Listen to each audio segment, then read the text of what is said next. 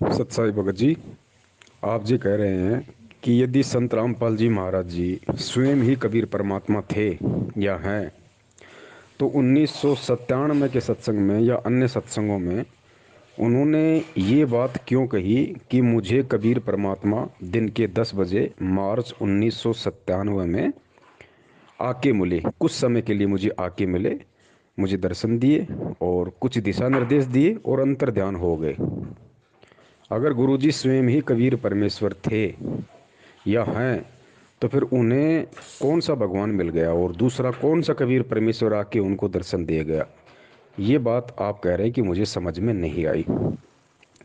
भगत जी, यही सब बातें समझाने के लिए परमात्मा ने बार बार ये प्रार्थना की है सत्संगों के माध्यम से कि भाई सत्संग सुनते समय परमात्मा से प्रार्थना करनी चाहिए, एकाग्रचित होकर सत्संग सुनना चाहिए और सत्संग सुनने के बाद में अपने गुरुदेव के द्वारा सत्संगों में जो वचन कहे गए हैं उनके ऊपर चिंतन करना चाहिए। जब तक हम सुने गए सत्संगों पे चिंतन नहीं करेंगे तब तक हम उस सत्संगों के मर्म को, उनके रहस्यों को, उन संकेतों को हम समझ नहीं पाएंगे। गुरुजी खुद परमेश्वर हैं, औरों का मुझे नहीं पता, लेकिन मैं अपनी बात कर रहा हूँ। गुरुजी स्वयं ही कबीर परमेश्वर हैं, लेकिन वर्तमान में वो कबीर परमेश्वर एक भगत की भूमिका में भी है और भगत की भूमिका यदि परमेश्वर निभाएगा तो 101% पूरी तरह से निभाएगा, उसमें कोई त्रुटि नहीं छोड़ेगा। भगत की भूमिका में वो कभी भी अपने आप को परमेश्वर नहीं कहेंगे। ग्रीव साहिब से सतगुरु भय, सतगुरु से वैसाद, ये तीनों एक हैं, गति कछु अगम अगाध। ग्रीव साहिब से सतगुरु भय, सतगुरु से वै संत, धर धर मेघ विशाल अंग खेल। तो 1997 में गुरुजी के द्वारा अपने आप को ये कहना कि मुझे कबीर परमेश्वर मिले, आप कह रहे हैं इसमें कितनी सच्चाई है? भगत जी, इसमें -0% भी सच्चाई नहीं है और ये बहुत बड़ा सच भी है। दोनों बात कैसे? भगत की भूमिका में तो परमेश्वर ने अपने आप को अलग रखते हुए कह दिया कि 1997 में मुझे कबीर परमात्मा मिले। भगत जी, अगर वो परमात्मा अंतर्यामी मालिक अगर ये बात ना कहे कि 1997 में मुझे कबीर परमात्मा आके मिले, दर्शन दिए, दिशा निर्देश दिए और अंतर ध्यान हो गए, तो आप खुद विचार कीजिए भगत जी। सत्सेवकों को छोड़कर, और सत्सेवकों में भी कुछ ही सत्सेवक हैं जो अपनी अंतरात्मा से, अपने हृदय से गुरु जी को कबीर परमात्मा मानते हैं। बाकी ठीक है, साध संगति शुरू हुई है, धीरे धीरे उसका रंग चढ़ेगा। आज अगर धीरे धीरे मानने लगे हैं तो कल को हृदय से स्वीकार भी करेंगे। अगर गुरुजी ये बात 1997 में अपने आप को छुपाते हुए ना कहते कि मुझे कबीर परमात्मा आके मिले, तो भगत जी विचार करो, मैनेजमेंट के पीछे लगी हुई 70% संगत जो आज भी उनका जन्मदिन मना रही है, आप ये तो मानते हो ना कि 1997 में तो भाई कबीर परमात्मा मिले और 1997 में गुरु जी की आत्मा को सतलोक भेज दिया और संत रामपाल जी के शरीर में या उनके शरीर का उपयोग वो कबीर परमेश्वर स्वयं कर रहा है। यानी कहने का मतलब ये कि 1997 से धरती पे कबीर परमात्मा है संत रामपाल जी के रूप में, और संत रामपाल जी की आत्मा 1997 में सतलोक चली गई। ये बात आपके अच्छे से समझ में आ रही है, लेकिन ये बात भगत जी मैनेजमेंट के समझ में क्यों नहीं आ रही? ये बात मैनेजमेंट के पीछे हुए लोगों के समझ में नहीं आ रही। अगर ये बात भी आज उन लोगों को समझ में आ जाती कि भाई चलो ठीक है, संत रामपाल जी का जन्म हुआ है, वो माँ के पेट से आए हैं मैनेजमेंट के अनुसार, उनके पीछे लगे हुए लोगों के अनुसार, लेकिन वो लोग ये तो मानते हैं ना कि 1997 में उनकी आत्मा को सतलोक भेज दिया। अगर वो ना मानेंगे तो सबसे बड़ा सबूत हमारे पास में है, उनको उसके बाद मानना पड़ेगा। संध्या आरती के सबसे लास्ट में आता है, तेरा रामपाल अज्ञान किया सतलोक का वासी। एक और वाणी है परमात्मा की कि सतलोक में चल मेरी सुरता, यहाँ ना लावे देरी, सांच कहूँ ना झूठ रतीबर बात मान ले मेरी। अंतिम चौपाई में कहा गया है कि लोक अनामी जावेगी, वहाँ कोन्या मिले चुबारे, आत्मा और परमात्मा वहाँ कोन्या रहते न्यारे। और रामपाल प्रीतम प्यारे की आत्मा, ध्यान देना, रामपाल प्रीतम प्यारे की आत्मा वहाँ पूर्ण आनंद ले रही। कहाँ पे? अनामी लोक में। लोक अनामी जावेगी वहाँ, को ना मिले चौबारे। आत्मा और परमात्मा वहाँ, को ना रहते न्यारे। लोक अनामी जावेगी वहाँ, को ना मिले चौबारे। आत्मा और परमात्मा वहाँ, नहीं रहते न्यारे। रामपाल प्रीतम प्यारे की आत्मा वहाँ पूर्ण आनंद ले री। सच कहूँ ना झूठ रती भर, बात मान ले में। तो मानना पड़ेगा इस वाणी के अनुसार, गुरुजी ने अपने मुख कमल से कही है। इस वाणी के अनुसार 100% उस व्यक्ति को मानना पड़ेगा जो संत रामपाल जी का भगत है, कि वास्तव में संत रामपाल जी महाराज जी 1997 में सतलोक गमन कर चुके हैं। फाइनल कि धरती पे संत रामपाल जी नहीं है, संत रामपाल जी के शरीर का उपयोग कबीर परमात्मा कर रहा है, जो अविनाशी है, अजन्मा है, स्वयंभू है, सतगुरु है, सारी सृष्टि का रचनहार है। तो 1997 में से यदि खुद वो कबीर परमात्मा जो माँ के गर्भ से जन्म नहीं लेता, यदि वो धरती पे प्रकट है, तो भाई 8 सितंबर 2019 को फिर किसका जन्मदिन मनाया गया? इस बात का जवाब भगत जी किसी के पास नहीं है, और ये इतिहास बन चुका है। आने वाले समय की आत्माएं इन्हीं बातों को बार बार विचार करके, चिंतन करके और भक्ति पे दृढ़ हुआ करेंगी कि देखो, गुरुजी के 24 घंटे शरण में रहने वाले, गुरुजी के बेटा बेटी कहलाने वाले, परमात्मा के रिश्तेदार कहलाने वाले इतना बड़ा धोखा खा गए। रोज वाणी का उच्चारण करते थे, रोज संध्या आरती करते थे कि तेरा रामपाल अज्ञान किया सतलोक का वासी, फिर भी उन मूर्खों के समझ में नहीं आई, क्योंकि वो परमेश्वर की विशेष आत्माएं होंगी। वो आप और हमारी तरह इतना मूर्ख नहीं होंगी, इतनी नीच नहीं होंगी, जो 1000 बार समझाने पर भी उनके समझ में नहीं आएगी। वो मिनी सतलोक में बैठी हुई वो आत्माएं होंगी जो आज वहाँ बीज रूप में हैं, और कल को परमेश्वर उन्हें सबको नीचे लेके आएंगे। वो बिल्कुल परिपक्व आत्माएं हैं। तो उन आत्माओं को ये सब बातें समझने में बिल्कुल भी समय नहीं लगेगा, क्योंकि उनके संस्कार बहुत मजबूत होंगे। जिस प्रकार 650 साल पहले आप और हमें बिल्कुल समझ में नहीं आया जब परमात्मा हाथी पे बैठ के गंगा जल की बोतल मुंह के लगा के और अपनी बेटी के कंधे पे हाथ रख के सरेआम बाजार में जा रहे थे, उस समय हमें समझ में नहीं आया। लेकिन जैसे ही हमारे भक्ति संस्कार कुछ मजबूत हुए और आज हमें जब परमात्मा वो कहानी बताते हैं, तो हम सिर पे थप्पे मारते हैं, हम कितने मूर्ख थे, हम कितने मंद बुद्धि थे। हमने इतना भी विचार नहीं किया कि वो परमात्मा, वो कबीर परमेश्वर जो इतना अच्छा ज्ञान देगा, लोगों की बुराइयां छुड़वाएगा, हैं, मुख से बेटी बेटी कहेगा, और उसी बेटी को फिर मतलब बुरी नज़र से देखेगा। जो दूसरों की शराब छुड़वा रहा है, क्या वही परमात्मा खुद शराब पिएगा? भगत जी, हमें उस समय समझ में नहीं आ रही थी, लेकिन आज समझ में आ रही है। क्यों? क्योंकि आज हमारे भक्ति संस्कार मजबूत हो चुके हैं। बीच में भी हो सकता है हमें परमात्मा ने अपनी शरण में लिया हो, ज्ञान दिया हो, भक्ति करवाई हो बीच बीच में, तो वो संस्कार हमारे बने, और संस्कार बने तो आज हम 650 साल से ज़्यादा इस भगवान और भक्ति को समझने के लायक हुए। ठीक इसी प्रकार जो गलतियां वर्तमान में मैनेजमेंट कर रहा है, उसके पीछे लगी संगत कर रही है। इन गलतियों का जिक्र आने वाले समय की आत्माएं किया करेंगी, जिस समय आप और हम शायद नहीं होंगे। अगर परमेश्वर ने दया करी, मर्यादा में रहे, तो हम सतलोक में होंगे। तो 1997 में खुद यदि वो कबीर परमात्मा धरती पे है, तो फिर आज मैनेजमेंट ने किसका जन्मदिन मना दिया? क्या उन्होंने परमात्मा को मानुष साबित नहीं कर दिया? क्या उन्होंने ये साबित नहीं कर दिया कि हमें 2 कौड़ी का भी ज्ञान नहीं हुआ? क्या उन्होंने ये साबित नहीं कर दिया कि परमात्मा के परिवार में जन्म लेने से, या परमात्मा के रिश्तेदार बन जाने से, या 24 घंटे परमात्मा के चरणों में रह के बड़े बड़े सेवादार कहलाने से ये ज्ञान समझ में नहीं आता? ये ज्ञान समझ में आता है अपने मजबूत भक्ति संस्कारों से। और यदि मजबूत भक्ति संस्कार ना हो, और यदि साध संगति सच्ची मिल जाए, साध संगति यदि पक्की मिल जाए, तो ये संस्कार मजबूत हो जाते हैं। तो भगत जी, गुरु जी जो अपने लिए कह रहे हैं कि मुझे 1997 में परमात्मा मिले, तो वो झूठ नहीं बोल रहे भगत जी, लेकिन उस बात में सच्चाई भी नहीं है। क्यों नहीं है? क्योंकि वो सोच छल छिद्र की श्रेणी में आता है। वो सोच छल छिद्र की श्रेणी में आता है, झूठ नहीं है। जिस प्रकार धर्मदास जी को परमात्मा 650 साल पहले बार बार कहा करते थे कि धर्मदास मैं तो उस परमात्मा का भेजा हुआ संत हूँ भाई, मैं तो उसका संदेशवाहक हूँ। परमात्मा तो सत्य पुरुष है जो सत्यलोक में रहता है। कबीर नाम भी नहीं बताया धर्मदास को कि परमात्मा का नाम कबीर है।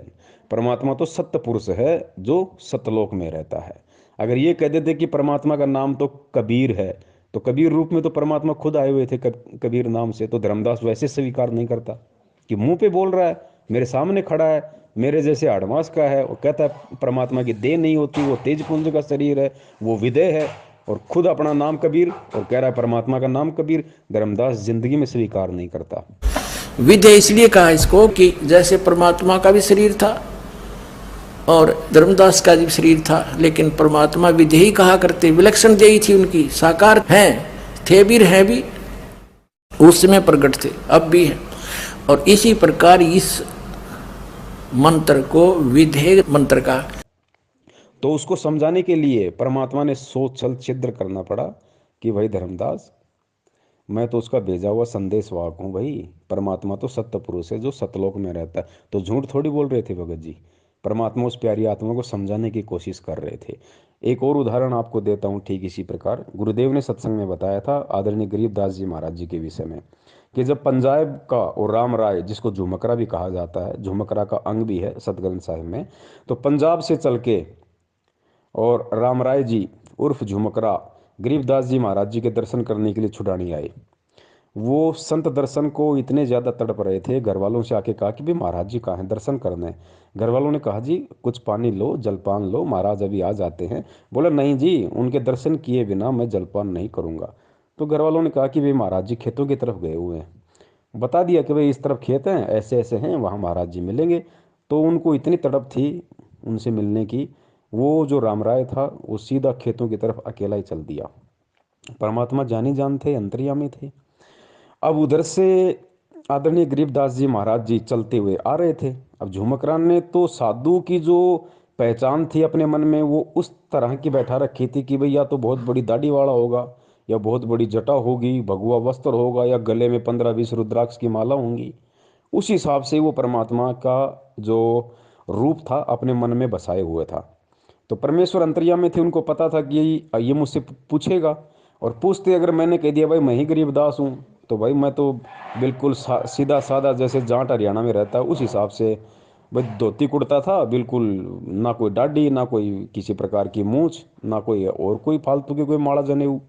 तो ये आत्मा तुरंत यहाँ से वापस पंजाब के लिए निकल लेगी, इस आत्मा का मतलब आना व्यर्थ हो जाएगा। तो राम राय चले जा रहे थे, सामने से गरीबदास जी महाराज जी आ रहे थे। तो राम राय ने पूछा भाई इधर गरीबदास जी महाराज जी का खेत कौन सा है, मुझे उनसे मिलना है, और मैंने सुना था कि वो खेतों में है। तो गरीबदास जी महाराज जी ने क्या कहा भगत जी, परमेश्वर ने क्या जवाब दिया, सुनना इस बात को। गरीबदास जी महाराज जी ने कहा कि भाई अब वो घर की तरफ जा रहे हैं। राम राय ने कहा नहीं जी, मैंने सुना है वो खेतों की तरफ हैं, अपने खेत में हैं। तो गरीबदास जी ने कहा कि नहीं भाई, अब वो घर की तरफ जा रहे हैं, आओ मैं तुम्हें मिलाता हूँ, घर की तरफ जा रहे हैं। भगत जी वहाँ कितना बड़ा संकेत दिया था परमात्मा ने, गरीबदास जी ने, कि भाई अब वो घर की तरफ जा रहे हैं। तो कौन जा रहा था घर की तरफ? खुद गरीबदास जी महाराज जी ने अपने विषय में कहा कि भाई मैं ही गरीबदास जी महाराज हूँ और अब मैं घर की तरफ जा रहा हूँ। लेकिन उन्होंने संकेत में कही ये बात कि भाई वो पहले खेतों में थे, अब वो घर की तरफ जा रहे हैं। साधु दर्शन राम का, ईश्वरीय दर्शन होता है। संत इतना उतावला हो कहता है कि मुझे रास्ता बताइए, मैं खेत में मिल लूंगा भगवान से। तो उन्होंने कहा कि नहीं, आप यहीं रुकिए, अगर नहीं मुझे रास्ता बताइए। तो उन्होंने रास्ता बता दिया कि इस प्रकार पश्चिम में, ये दक्षिण की तरफ आप जाइए, रास्ता खेतों में जाने का, और वहां से आप रास्ते में एक रहट मिलेगा, रहट के पास एक झोपड़ी है, उसमें महाराज मिलेंगे। वो चल पड़ा। तो बंदी छोड़ रास्ते में आ रही थी। गरीबदास महाराज की वेशभूषा के थी कि धोती और कुर्ता, जैसा आम हरियाणे की वेशभूषा है व्यक्ति पहनते हैं, उस भाव में था, आ रहे थे। तो उसने, राम राय ने बंदी छोड़ से पूछा कि भाई मैंने महाराज गरीबदास का स्थान बताइए। बताते ही इधर खेतों में रहते आए हुए। अब सतगुरु महाराज ने सोचा कि जय मैं इसको अभी बता देता हूं कि मैं गरीबदास हूं, तो ये मेरी बात एक नहीं सुनेगा, क्योंकि इसके मन में जो संत वेशभूषा है वो कुछ और है। वो क्या सोच का आया था कि बहुत बड़े संत होंगे, सिर पर दाढ़ी बड़ी हुई होगी, लंबी जटा होगी, हाथ में कोई त्रिशूल होगा, कोई कपड़े होंगे तो गेरुआ होंगे, और नहीं होंगे तो तन पे एक लंगोटी होगी, एक कपड़ा छोटा सा होगा, और शरीर पर राख मसल रखी होगी। तो सतगुरु ने सोचा कि कहीं इस बेचारे का आना असफल ना हो जाए। बंदी छोड़ कहने लगे कि महाराज तो भाई आ जाओ, मैं मिलाऊंगा आपको। वो कहता मैंने सुना है खेतों में गए, कोई नहीं अब घर को जा रही है। अब वो वापिस आ जाता है। आ जाओ मैं मिलाता हूँ, आ जाओ। तो राम राय जी उनके साथ साथ हो लिए। राम राय जी ये समझ नहीं पाए कि ये कहना क्या चाह रहे हैं, कि अब घर की तरफ जा रहे हैं तो कहाँ जा रहे हैं, कौन जा रहा है, कहाँ जा रहा है, कुछ भी उनकी बुद्धि में नहीं आया। और वो उनके पीछे पीछे हो लिए कि चलो भाई ये कह रहे हैं, ये जानते होंगे, वो चले गए होंगे मेरे से पहले, या कहीं और से साइड वाइड से कहीं चले गए होंगे। तो भगत जी ये संकेत हमने समझना है। तो क्या गरीबदास जी महाराज जी वहाँ पे झूठ बोल रहे थे? उन्होंने झूठ नहीं बोला भगत जी, क्योंकि वो स्वयं परमात्मा थे। और स्वयं उन्होंने कहा कि अब वो घर की तरफ जा रहे हैं, पहले खेतों में थे अब घर की तरफ जा रहे हैं। अब राम राय नहीं समझ पाया इस बात को, तो भगत जी उसमें परमात्मा का क्या दोष? और परमात्मा ने झूठ भी नहीं कहा। तो भगत जी इसी प्रकार सन 1997 में परमात्मा ने उन आत्माओं के अंदर भक्ति की एक अलग जगाने के लिए, भगवान पे विश्वास बनाए रखने के लिए, कि मालिक को पता था कि सत्सेवकों को छोड़ के, जो मेरे ज्ञान आधारी बच्चे हैं उनको छोड़ के बाकी जो संगत है वो काल प्रेरित होगी और मैनेजमेंट खुद उनका संचालन करेगा। अगर ये 1997 वाली बात यदि आज मैंने सन 2005 में गहरी नज़र गीता में पेज नंबर 538 पे शायद अगर मैंने नहीं लिखी, तो जो मैनेजमेंट के पीछे लोग लगे होंगे उस समय, वो भी मुझे बिल्कुल परमात्मा नहीं मानेंगे। वो कभी मुझे परमात्मा के रूप में स्वीकार नहीं करेंगे। कम से कम वो 1997 वाली उस घटना को पढ़ के थोड़ा बहुत तो यकीन कर लेंगे कि भाई हाँ, संत रामपाल जी तो भगवान नहीं थे, वो तो 1997 में सतलोक चले गए, 1997 के बाद उनके रूप में कबीर परमात्मा है। तो गुरुजी ने सोचा चलो किसी न किसी बात को आधार बना के तो ये कम से कम मुझे परमात्मा माने, मुझे परमात्मा के रूप में स्वीकार करें, ताकि मैं इन पे दया दृष्टि रखूं, ये भक्ति से जुड़े रहें और जुड़े रहेंगे। इतना मान के भी कि 1997 में संत रामपाल जी चले गए और आज उनके रूप में कबीर भगवान धरती पे है, अगर इतना भी मान लेंगे ये, तो फिर भी और मेरे पीछे लगे रहेंगे, तो धीरे धीरे धीरे धीरे इनके संस्कारों को मजबूत करूंगा। तरीका कोई भी अपनाऊंगा, स्वयं प्रेरणा करूंगा या सत्सेवकों के माध्यम से, साध संगति के माध्यम से संदेशा पहुंचाऊंगा, कुछ भी करूंगा। ये परमेश्वर की भगत जी 100 छल छिद्र होते हैं। और दास ने पहले ही बताया था, अगर 1951 में यदि संत रामपाल जी महाराज जी परमात्मा नहीं होते, पहली बात तो ये कि परमात्मा कोई आगे जाके परमात्मा नहीं बनता भगत जी। परमात्मा अजन्मा होता है, परमात्मा आदि अंत एक समान होता है। अगर किसी को लगता है कि 1997 में ही संत रामपाल जी के रूप में धरती पे कबीर परमात्मा प्रकट है, तो ये उनकी बहुत बड़ी गलतफहमी है। क्योंकि परमात्मा परमात्मा होता है और वो परमेश्वर 8 सितंबर 1951 से ही कबीर परमात्मा है। अगर वो 8 सितंबर 1951 से ही कबीर परमात्मा नहीं होते, तो भैया 8 सितंबर 1971 को जय गुरुदेव के पंथ संचालक श्री तुलसीदास जी ने जो भविष्यवाणी की थी, कब की थी? 1971 में, कि आज वो महापुरुष जो विश्व पटल पे भारत के मानचित्र को बदल के रख देगा, जिसका एक झंडा होगी, जिसकी एक भाषा होगी, आज वो महापुरुष पूरे 20 वर्ष का हो चुका है।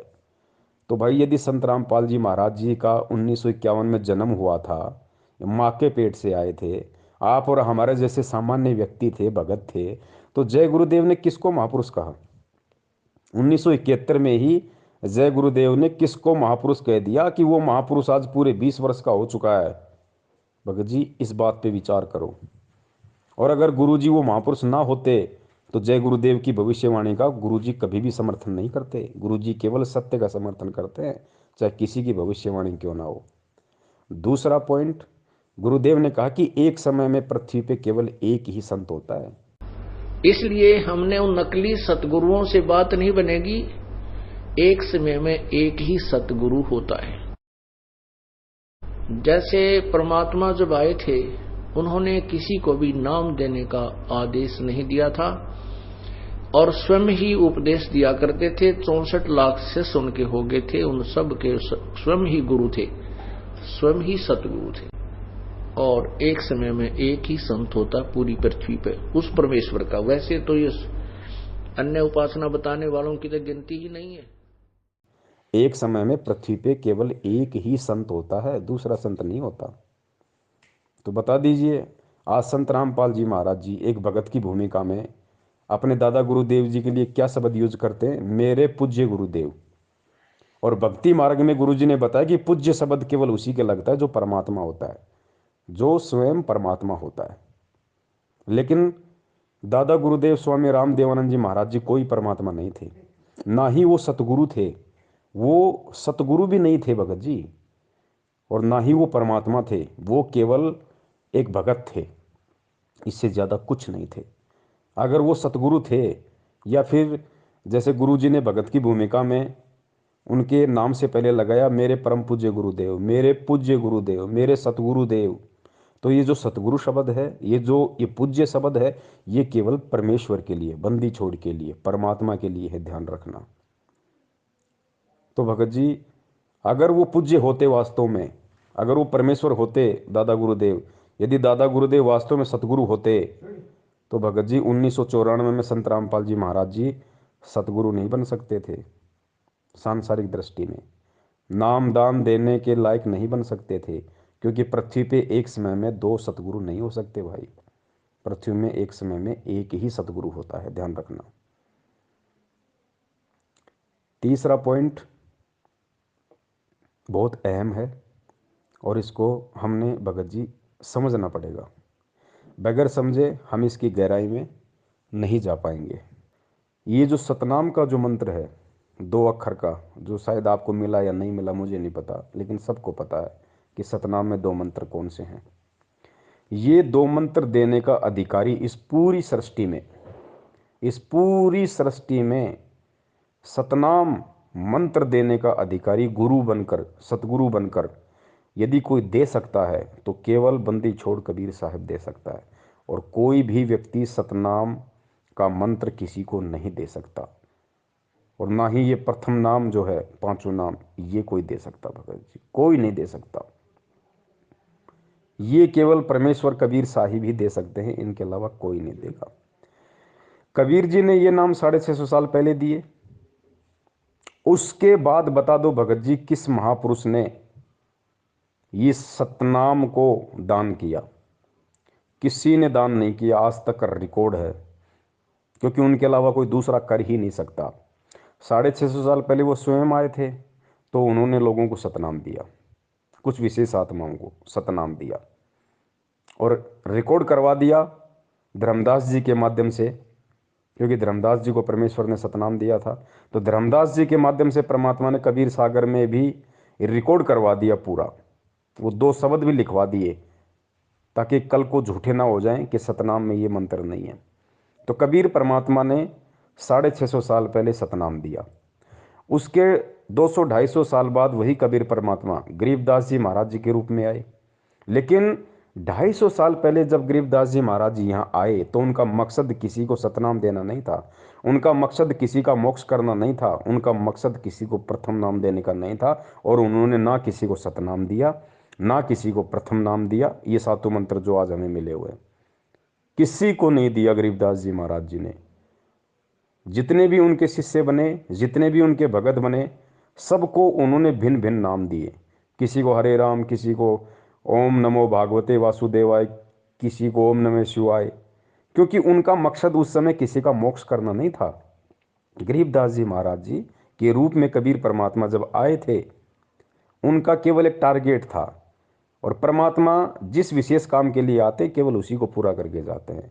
तो 300 साल पहले गरीबदास जी महाराज जी का इस पृथ्वी लोक पे आना और एक लीला करना, उनका जो मकसद था वो ये था कि कबीर सागर में जो त्रुटियां काल प्रेरणा से लोगों ने कर दी थी, जो गड़बड़ कर दी थी, उसको सुधार करना और ग्रंथ साहिब के रूप में एक नया ग्रंथ लिपिबद्ध करना आप और हमारे लिए, इस समय के लिए।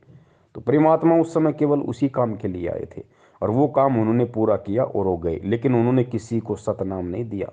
वो 2 मंत्र किसी को दान नहीं दिए उन्होंने, ना अपने बच्चों को दिए ना किसी और को दिए।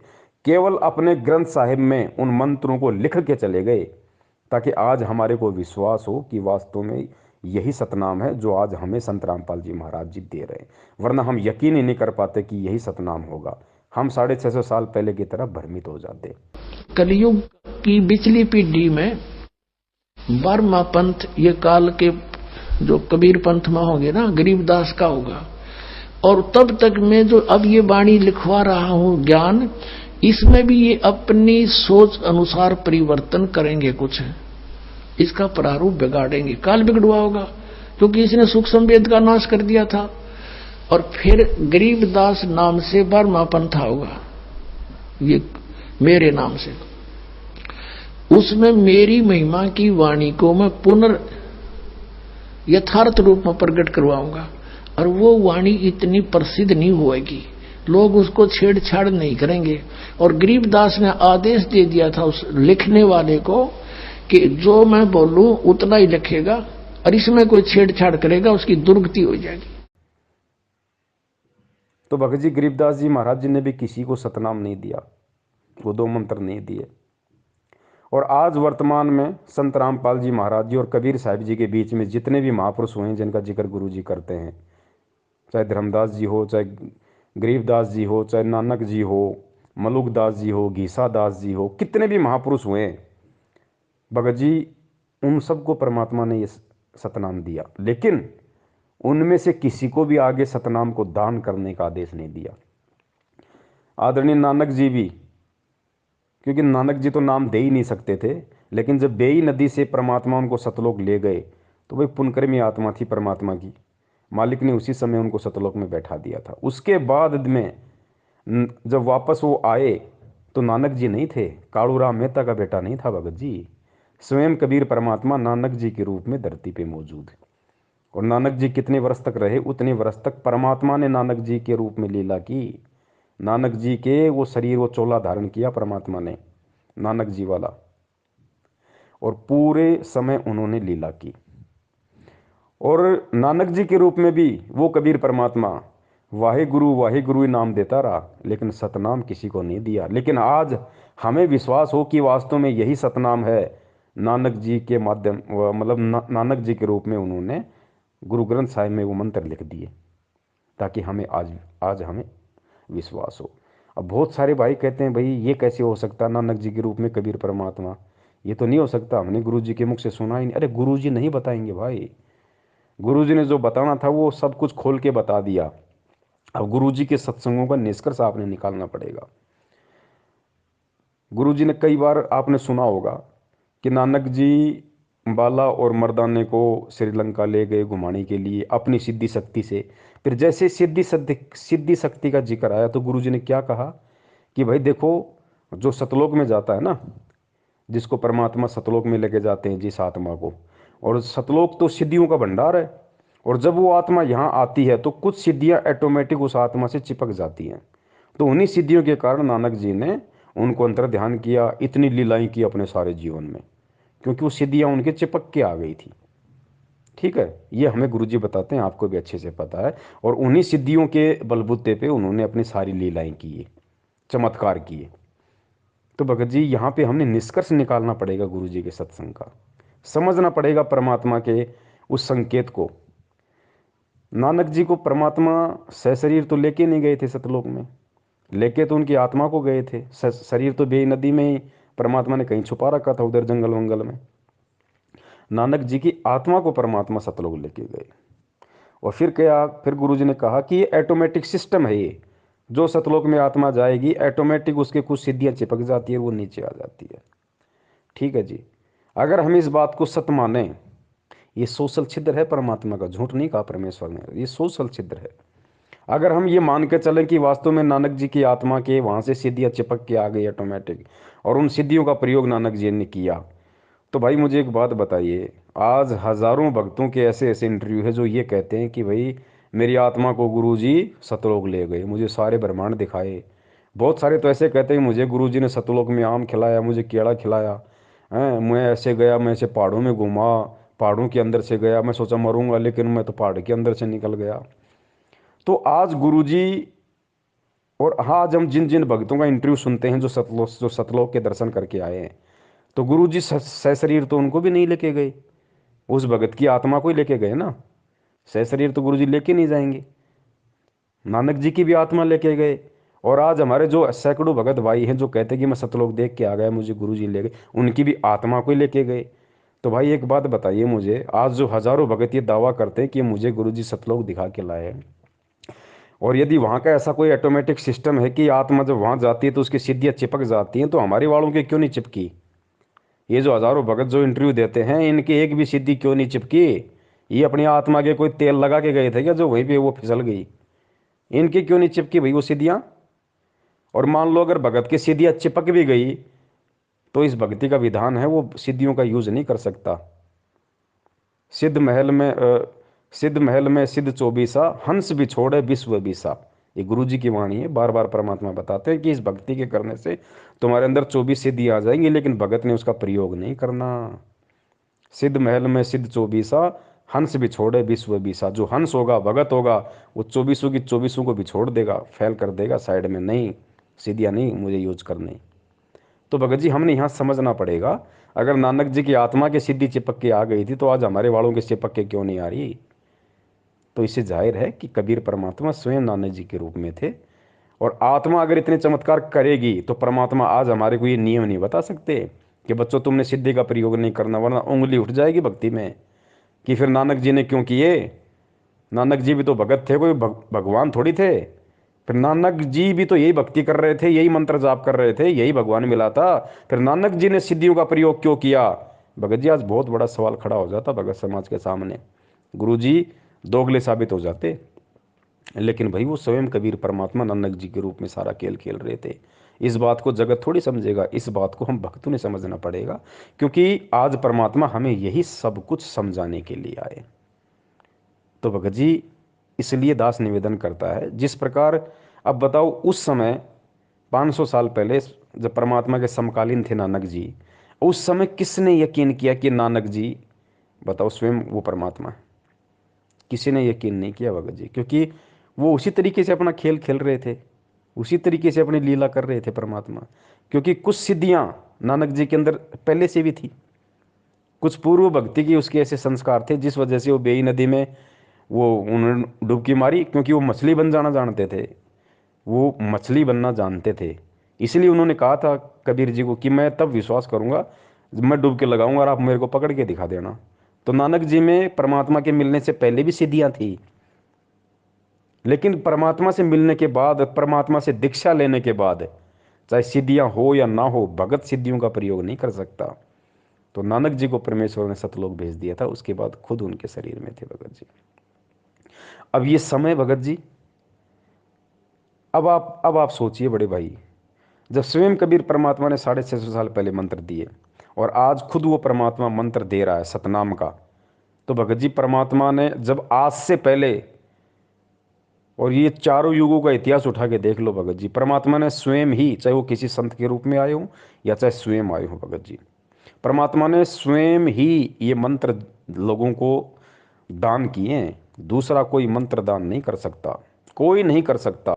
जैसे परमात्मा जब आए थे, उन्होंने किसी को भी नाम देने का आदेश नहीं दिया था, और स्वयं ही उपदेश दिया करते थे। 64 लाख से सुन के हो गए थे, उन सब के स्वयं ही गुरु थे, स्वयं ही सतगुरु थे।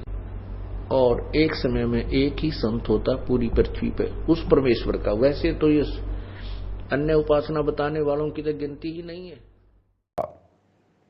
अब कोई कहेगा भाई मीराबाई को कैसे रविदास जी से मंत्र दान करवा दिए, तो इस बात को भी हमने गुरु जी के ज्ञान को आधार बना के समझना पड़ेगा।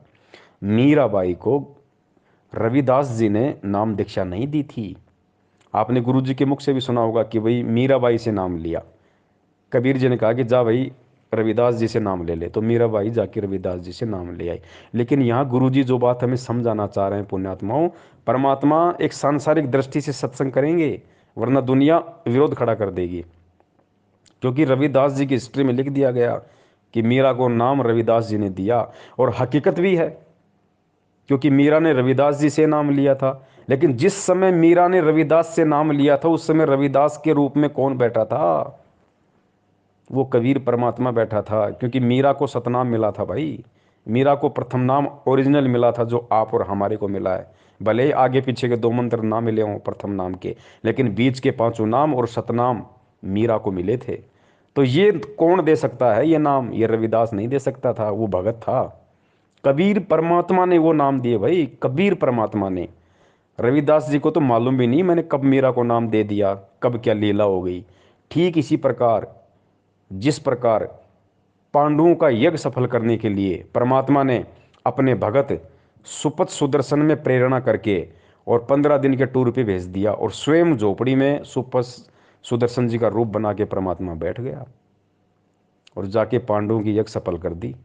और सुपथ सुदर्शन को आजीवन नहीं पता चला कि मेरे रूप में परमात्मा पांडवों का यज्ञ सफल करके आ गए। अब दुनिया क्या समझ रही है कि सुपथ सुदर्शन ने, उस वाल्मीकि ने, उस भगत ने पांडवों का यज्ञ सफल किया, पांडवों का यज्ञ बजाया। लेकिन सत्संग क्या कह रहे हैं, तत्व ज्ञान क्या कह रहा है, ज्ञान आधार क्या कह रहा है कि सुपथ सुदर्शन नाम के उस भगत ने नहीं, उसके रूप में स्वयं कबीर परमात्मा ने पांडवों का यज्ञ बचाया। तो ठीक इसी प्रकार मीरा को नाम दीक्षा स्वयं कबीर परमात्मा ने रविदास जी का रूप बना के दी थी। वो जो जितनी भी लीलाएं की परमेश्वर ने, घटोती में गंगा भी जो निकली थी कि ये ले जा भाई, ये गंगा माई में डाल देना मेरे नाम का, वो भी उस समय कबीर परमात्मा ही ने ही रविदास जी का रूप बना के उस पंडित को दिया था। वो 700 ब्राह्मणों का जो जनेऊ परमात्मा ने रविदास जी के रूप में तोड़ा, वो रविदास ने नहीं तोड़ा, स्वयं कबीर परमेश्वर ने। उनको तो पता भी नहीं परमात्मा कब क्या खेल खेल रहा है, वो तो अपना नॉर्मल सा जीवन जी रहा था। तो भगत जी हमने इन बातों को समझना पड़ेगा। जब उन रूपों में भी कबीर परमात्मा ने ही नाम दिया, तो भगत जी सन 1994 से ये सतनाम और प्रथम नाम का दान इस धरती पे कौन कर रहा है? 1994 से कौन कर रहा है? अगर आपको लगता है कि 1997 में संत रामपाल जी सतलोक चले गए और 1997 से कबीर परमात्मा धरती पे है, तो फिर 1994 में भगत जी सतनाम किसने दिया लोगों को? प्रथम नाम किसने दिया लोगों को, जो नाम कबीर जी के अलावा कोई दे ही नहीं सकता? जैसे परमात्मा जब आए थे उन्होंने किसी को भी नाम देने का आदेश नहीं दिया था और स्वयं ही उपदेश दिया करते थे। 64 लाख शिष्य उनके हो गए थे, उन सब के स्वयं ही गुरु थे, स्वयं ही सतगुरु थे। भगत जी इन सब बातें ये सांकेतिक हैं। भगत जी अगर सभी व्यक्ति, सभी आत्माएं गुरु से नाम लेके सभी भगत अगर इस गहरे संकेत को यदि समझ जाएं, यही तत्व ज्ञान है। गुरु जी ने क्या बताया बच्चों? तत्व ज्ञान क्या होता है? जिसका कोई निष्कर्ष निकले। जैसे दूध होता है, दूध को लाए, उसको गर्म किया, उसको जिमाया, जामन डाल के उसका दही बना, फिर उसको मथा, फिर उसमें छाछ अलग निकलेगी, फिर उसके अंदर घी निकलेगा, फिर उस घी को गर्म किया जाता है, फिर उसका मैल निकाला जाता है और फिर उस घी को किसी बोतल में बंद किया जाता है और फिर वो रत्न बराबर हो जाता है, वो 50 साल खराब नहीं होता। तो ऐसे भगत जी ये तत्व ज्ञान का निष्कर्ष आज गुरु जी के सत्संगों को आधार बना के, उनके ज्ञान को आधार बना के आज भगत जी हम भक्तों ने स्वयं करना पड़ेगा। आज परमात्मा जबरदस्ती नहीं करेगा भगत जी, परमात्मा जबरदस्ती नहीं समझाएगा। अब ये सार भगत जी हम भक्तों ने निकालना पड़ेगा। यही तत्व ज्ञान है, इसीलिए परमात्मा ने बिजली पीढ़ी का समय चुना और इसीलिए परमात्मा ने आज हमारे को अक्षर ज्ञान करवाया, ये शिक्षा दी, इसीलिए दिए भगत जी। आज भी परमात्मा चोटी पकड़ के खाना नहीं खिलाएगा, मालिक ने खाना सामने रख दिया, खाना हमने पड़ेगा कि क्या हमारे लिए उचित है, क्या हमारे लिए अनुचित है। अपने आत्माओं, दास का उद्देश्य ये केवल राम कथा सुनाना नहीं है, आपको विद्वान बनाना है ताकि आप मार ना खा जाओ, भविष्य में फिर काम ना बिगड़ जाए। और बहुत आसान तरीके से आपको समझाया जा सकता है। 1 बार 2 बार 100 बार बताऊंगा, अपने आप हृदय समा जाएगी आपके। इस झूठ को हमने लाखों बार सुन लिया तो सच्ची होगी, सत्य को भी सैकड़ों बार सुनोगे अपने आप। सत्य तो है ही सत्य, या तो ऐसा जगह बना देगी फिर कोई टस से मस नहीं कर सकता। तो आज हर स्थिति में भगत जी परमेश्वर को दोष नहीं दिया जा सकता। जो लोग कहते हैं ना कि पवन गुरुद्रोही, फलाने गुरुद्रोही, मैनेजमेंट गलत या सत्सेवक सही, ठीक इसी प्रकार ये निर्णय संगत ने स्वयं करना पड़ेगा। इस ज्ञान को आधार बना के गुरु जी के भरोसे बैठोगे, मूर्खता में रहोगे। जिस प्रकार परमात्मा ये गहरे गहरे संकेत नहीं बता रहे, ये कह के छोड़ दिया कि 1997 में मेरे को कबीर परमात्मा मिले, लेकिन निष्कर्ष निकालने वालों ने, गोताखोरों ने गोता मार के वो हीरे मोती समुद्र के नीचे से उठा के ले आए। उन लोगों ने ज्ञान आधार से और निष्कर्ष निकाल लिया कि 1997 में परमात्मा धरती पे आया, या 8 सितंबर 1951 को ही परमात्मा धरती पे आ गया था। और जो भी रामपाल नाम का जो व्यक्ति था, उसको उसी क्षण उस आत्मा को परमात्मा ने सतलोक भेज दिया था। अगर वो आत्मा ना होती, अगर वो माँ के गर्भ से जन्म लेके ना आती, तो आज ये शब्द भी नहीं बोलते गुरुदेव कि तेरा रामपाल अज्ञान किया सतलोक का वासी। वो विशेष आत्मा जो भी थी परमात्मा की, उसी क्षण इंद्रो माई के गर्भ से जन्म लेते ही परमेश्वर ने उसको सतलोक भेज दिया। मालिक का तो सेकंडों का काम है, चुटकियों का काम है परमेश्वर का। तो अब बहुत सारे लोग कहेंगे भैया अगर वो आत्मा उसी समय सतलोक चली गई थी, तो फिर इंद्रो माई ने फिर संत रामपाल जी का विवाह किया अनारो माई के साथ, और आत्मा तो उसी समय सतलोक चली गई। उसके बाद से उस शरीर में स्वयं कबीर परमात्मा, तो फिर अनारो माई को बच्चे पैदा किसने किए? अनारो माई को बच्चे कैसे हुए? कबीर परमात्मा तो संभोग करते ही नहीं। भगत जी यही भी हमने तत्व ज्ञान से ही हमने इसका निष्कर्ष निकालना पड़ेगा। भगत जी परमात्मा को हमने पहचानना पड़ेगा, परमात्मा की लीलाओं से आज हमने परिचित होना पड़ेगा। परमात्मा क्या नहीं कर सकता। परमात्मा भगत जी बिना आत्मा के शरीर को ऐसे चला दे जैसे आप और हम चल रहे हैं, बिना आत्मा के शरीर को। अरे जब सिद्धि शक्ति से बिना इंजन के लोगों ने पुष्पक विमान बना लिए थे, जिसमें ना डीजल डलता था, ना जिसमें ईंधन प्रयोग होता था, ना जिसके अंदर कोई पेट्रोल डलता था, वो पुष्पक विमान सिद्धि शक्ति से क्या नहीं हो सकते थे? बिना माता पिता के सहयोग से जब सीता के लिए वाल्मीकि जी ने और एक घास के तिनके से कुश बना दिया, जो रामचंद्र जी का दूसरा बेटा कहलाया था कुश, बताओ उसको वहाँ पे कौन सा संभोग क्रिया की गई थी? सीता जी के साथ में किसने संभोग क्रिया की थी भैया? किसने शारीरिक संबंध बनाए थे? कौन से माता पिता के रज और बीरज से वहाँ पे वाल्मीकि जी ने कुश को बनाया था? अरे गोरखनाथ जी का जन्म गोबर में हुआ, कौन से माता पिता के सहयोग से हुआ भैया?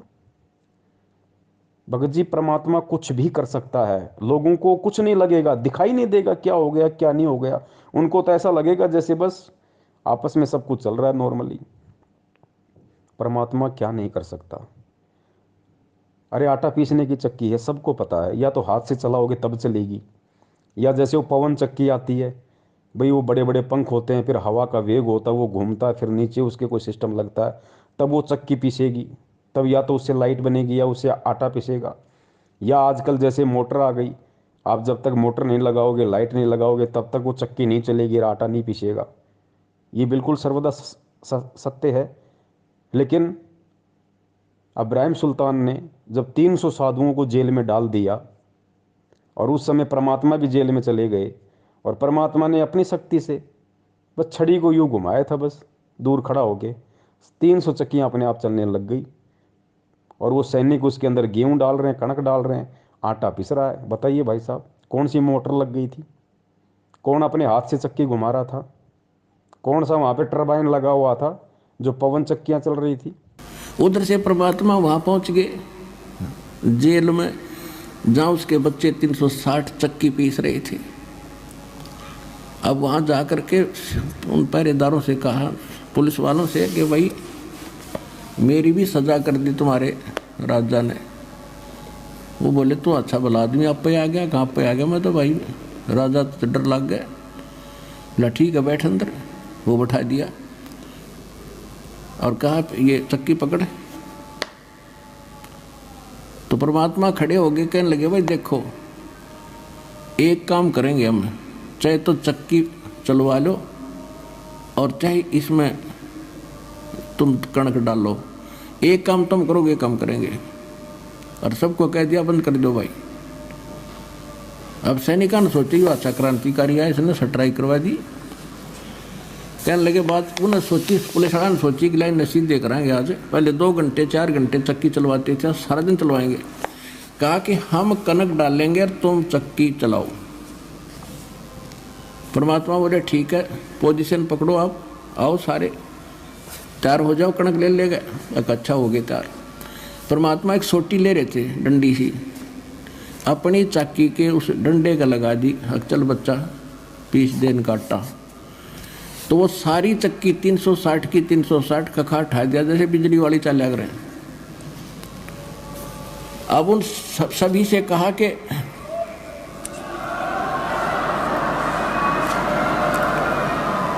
भगत जी ये परमेश्वर है, ये कुछ भी कर सकता है, असंभव शब्द इसकी डिक्शनरी में नहीं है। लोगों को तो ये लगा कि भाई रामपाल जी हैं ये, और अनारो माई के साथ इनके संपर्क, और माई भी बिल्कुल, माई को महसूस ही नहीं, माई सोच ही नहीं सकती, आज भी नहीं सोच सकती माई। और बिल्कुल माई ने जो महसूस किया होगा कि हाँ मेरे पति ने मेरे साथ ऐसे ऐसे शारीरिक संबंध बनाए, बिल्कुल जैसे आप और हम बनाते आए, ऐसा ही हुआ माई के साथ। लेकिन वो कबीर परमात्मा थोड़ी थे भाई। कबीर परमात्मा तो ऐसे ऐसे हजार रामपाल रूप बनाते, लाखों रामपाल जी के रूप बनाते, ऐसे ऐसे माई को पता नहीं चले। एक माई के साथ है सदा से, एक अपना सारा खेल खेल रहा है, लोगों को केवल एक ही दिखाई देता है। जिस प्रकार सिकंदर लोदी के दरबार में जब परमात्मा को खूनी हाथी के सामने डाला गया तो परमात्मा ने सिंह रूप धारण कर लिया। तो पुण्यात्मा उस समय पूरी दुनिया को तो वो कबीर दिखाई दे रहा है, और सिकंदर लोदी को वो सिंह रूप दिखाई दे रहा है। वो सॉरी, उसको हाथी को और पीलवान को, हाथी को और पीलवान को तो परमात्मा सिंह रूप में दिखाई दे रहे हैं, शेर रूप में दिखाई दे रहे हैं। और पूरी दुनिया को और सिकंदर लोदी को परमात्मा कौन से रूप में दिखाई दे रहे हैं? कबीर रूप में। तो यही अनारो माई के साथ हुआ। एक रामपाल रूप तो बिल्कुल जैसे अनारो माई के साथ में, तो जरूरी थोड़ी है कि ये कबीर परमात्मा की कोई आत्मा थी उस शरीर में जो अनारो माई के साथ में रहे। पुण्यात्माओं, इन चीज़ों को हमने समझना पड़ेगा। परमात्मा एक ही समय में लाखों लीलाएं कर सकता है, लाखों खेल खेल सकता है परमात्मा। परमात्मा एक ही समय में आपके बाप की भूमिका भी कर देगा, आपकी बहन की भूमिका भी कर देगा, आपके बेटे की भूमिका भी कर देगा, और स्वयं आपकी भूमिका भी कर देगा। अब बताओ कौन पहचान ले उस परमात्मा को? सिकंदर लोदी को परमात्मा ने विराट रूप दिखाया दिल्ली के दरबार में, ऊपर तक देखा परमात्मा को और छोड़ नहीं, पैरों में गिर गया, गिड़गिड़ाने लगा, और दुनिया को वही 5-6 फुट का वो कबीर दिखाई दे रहा है। तो पुण्यात्माओं, ये कबीर परमेश्वर है धरती पे, और ये भक्ति विश्वास की है। गुरुजी हर चीज़ को खोल के नहीं बताएंगे। अगर आज भी हर चीज़ को खोल के बताएंगे तो फिर हमारी बुद्धि कहाँ गई? फिर ये शिक्षा देने का क्या फ़ायदा? ये 650 साल से परमात्मा डंडे मार मार के ज्ञान वाले आज फिर हमें यहाँ क्यों लेके आए? आज भी अगर हम लातों के भूत बनेंगे फिर इस शिक्षा का क्या फ़ायदा? उन युगों युगों के भक्ति संस्कारों का क्या फ़ायदा फिर? तो पुण्यात्माओं, इसीलिए परमात्मा ने सत्सेवकों को निमित्त बना के ये लाइव साध संगति, लाइव संघ का समाधान का सिस्टम संगत में चलवाया है। और यकीन मानना, इसमें कोई पवन दास का श्रेय नहीं है, कोई पवन दास का योगदान नहीं है, पवन दास का -0% भी इसमें कोई रोल नहीं है। सिर्फ दास एक लाउड स्पीकर है, सारी प्रेरणा उस परमात्मा की है टोटली। वो क्या बुलवाएंगे क्या नहीं बुलवाएंगे, मैं क्या सोच के बैठता हूँ कि आज मैं क्या बोलूँगा, लेकिन मैं भूल जाता हूँ कि मैंने क्या कुछ सोचा भी था क्या, और परमात्मा क्या से क्या मैटर शुरू करवा देते हैं। लाइव संघ का समाधान फेसबुक पे 5-5 घंटे, 4-4 घंटे। और पुण्यात्माओं, ये सतगुरु की शब्द शक्ति है। जो 4 घंटे आप लोग लगातार देख रहे हो और आपको लगता है कि 4 घंटे हो गए, हमें तो मालूम ही नहीं पड़ा, दास को भी नहीं लगता भाई 4 घंटे कैसे निकल गए। और 4 घंटे पुण्यात्माओं, आप गुरु जी के सत्संग सुन के देख लो, खुद उस कबीर परमात्मा के गुरु जी के मुख कमल से 4 घंटे मोबाइल पे आप सत्संग सुनो, आप 1 घंटे में 3 बार तो बाथरूम करने चले जाओगे। और आज उसी कबीर परमात्मा ने अपने बच्चे के शब्द में इतनी शक्ति दे दी कि 4-4 घंटे उसी परमात्मा के ज्ञान को आधार बना के फेसबुक पे लाइव चल रहा है, और कोई बाथरूम करने भी नहीं जाता। तो पुण्यात्मा, ये क्या है? ये विचार करो, खुद आपकी आंखों के सामने है। और कोई मेरे बाप का ज्ञान नहीं, कोई मेरे दादा का ज्ञान नहीं, कोई किसी दूसरे संत का ज्ञान नहीं, खुद गुरु जी के सत्संग, गुरु जी के सत्संगों को आधार, और 4-4 घंटे हम सभी भाई बहन बैठे रहते हैं, कोई बाथरूम भी नहीं जाता, और ये लगता है कि 4 घंटे हो गए, हमें मालूम ही नहीं पड़ा।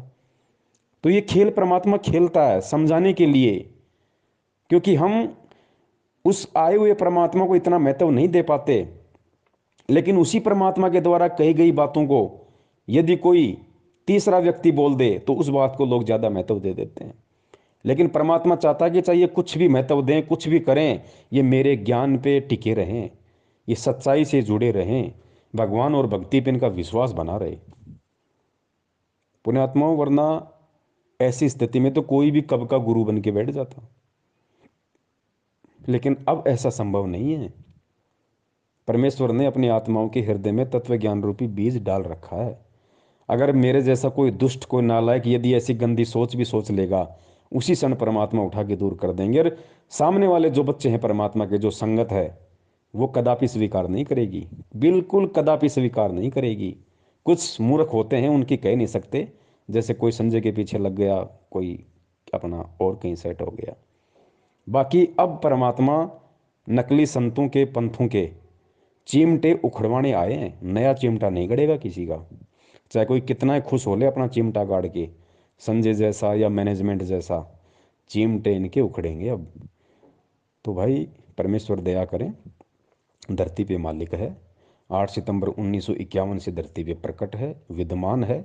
खेल परमात्मा कोई भी खेल सकता है भगत जी, कुछ भी खेल खेल सकता है, समर्थ है। देखो कई लोग कहते हैं कि भाई गुरु जी माँ के गर्भ से नहीं आ सकते, गुरु जी जन्म नहीं ले सकते। अरे क्यों नहीं ले सकते भाई पुण्यात्मा, ये भी हमने समझना पड़ेगा। हालांकि आज परमात्मा माँ के गर्भ से जन्म लेके नहीं आया, लेकिन क्या वो आ नहीं सकता? 100 बार आ सकता है। वो समर्थ है, समर्थ उसी को कहते हैं जो क्या नहीं कर दे। लेकिन वो परमात्मा के जो गुण है, उन गुणों में लिखा हुआ कि परमात्मा कभी माँ के गर्भ से जन्म नहीं लेता, तो वो परमात्मा जन्म लेगा नहीं। बाकी कोई ये कहे कि ले नहीं सकता, वो गलत हो जाएगा। परमात्मा तो कुछ भी कर सकता है, लेकिन वो लेगा नहीं। अब आज हमें यकीन क्यों नहीं हो रहा? क्योंकि हमने हर बार यही सुना है कि परमात्मा तो सशरीर आते हैं, परमात्मा तो सशरीर जाते हैं। 650 साल पहले परमात्मा सशरीर आए थे। अरे भाई 650 साल पहले जब सशरीर आए थे, उस समय किसने किसने विश्वास किया था? एक ने भी विश्वास किया हो तो बता दो। रामानंद जी को भी विश्वास नहीं हुआ, जिनको गुरुदेव ने, कबीर परमेश्वर ने अपना मुंह बोला गुरु बना रखा था। अगर उनको ये विश्वास हो जाता कि परमात्मा माँ के गर्भ से नहीं आया और परमात्मा प्रकट हुआ है पुण्यात्माओं, वो उसी समय पार हो जाता, आज तक धक्के नहीं खाता। लेकिन विश्वास नहीं हुआ, और 64 लाख में उसकी गिनती आती है, फेल हो गया। थोड़ा बहुत ज्ञान सर्वानंद ने स्वीकार किया था, वो भी गुरु जी कहते हैं फेल हो गया। अंत में वो भी ढीले और छोड़ गए परमात्मा को, वो भी फेल हो गए दोनों। अब उस समय परमात्मा सशरीर आए थे, तो भाई वो एक अलग मैटर था। क्या मैटर था? परमात्मा हर बार सशरीर नहीं आते। सशरीर कौन सा? जिस प्रकार काशी में आए थे एक शिशु रूप बना के। हर बार परमात्मा वो लीला नहीं करते। वो लीला केवल परमात्मा ने हर युग में एक बार करनी पड़ती है, केवल एक बार। उसके बाद परमात्मा सशरीर प्रकट होते हैं, लेकिन शिशु रूप में प्रकट नहीं होते, फिर वो संत रूप में प्रकट होते हैं फिर। और वो लीला परमात्मा ने चारों युगों में सशरीर कमल के फूल पे बच्चे के रूप में प्रकट होना पड़ता है, केवल एक मकसद से, और कोई मकसद नहीं है। नहीं तो परमात्मा को कोई जरूरत नहीं है शिशु रूप धारण करके प्रकट होने की, कोई जरूरत नहीं है। सीधा परमात्मा संत रूप में कहीं भी प्रकट हो जाएगा, अपना ज्ञान देगा। लेकिन वो क्यों प्रकट होते हैं शिशु रूप में? और क्यों फिर हम मंद बुद्धि यही मान लेते हैं कि परमात्मा तो वही है जो शिशु रूप में प्रकट हो? ये भ्रम निवारण करने के लिए मालिक ने अपने सत्संगों में बताया। क्या बताया गुरुदेव ने?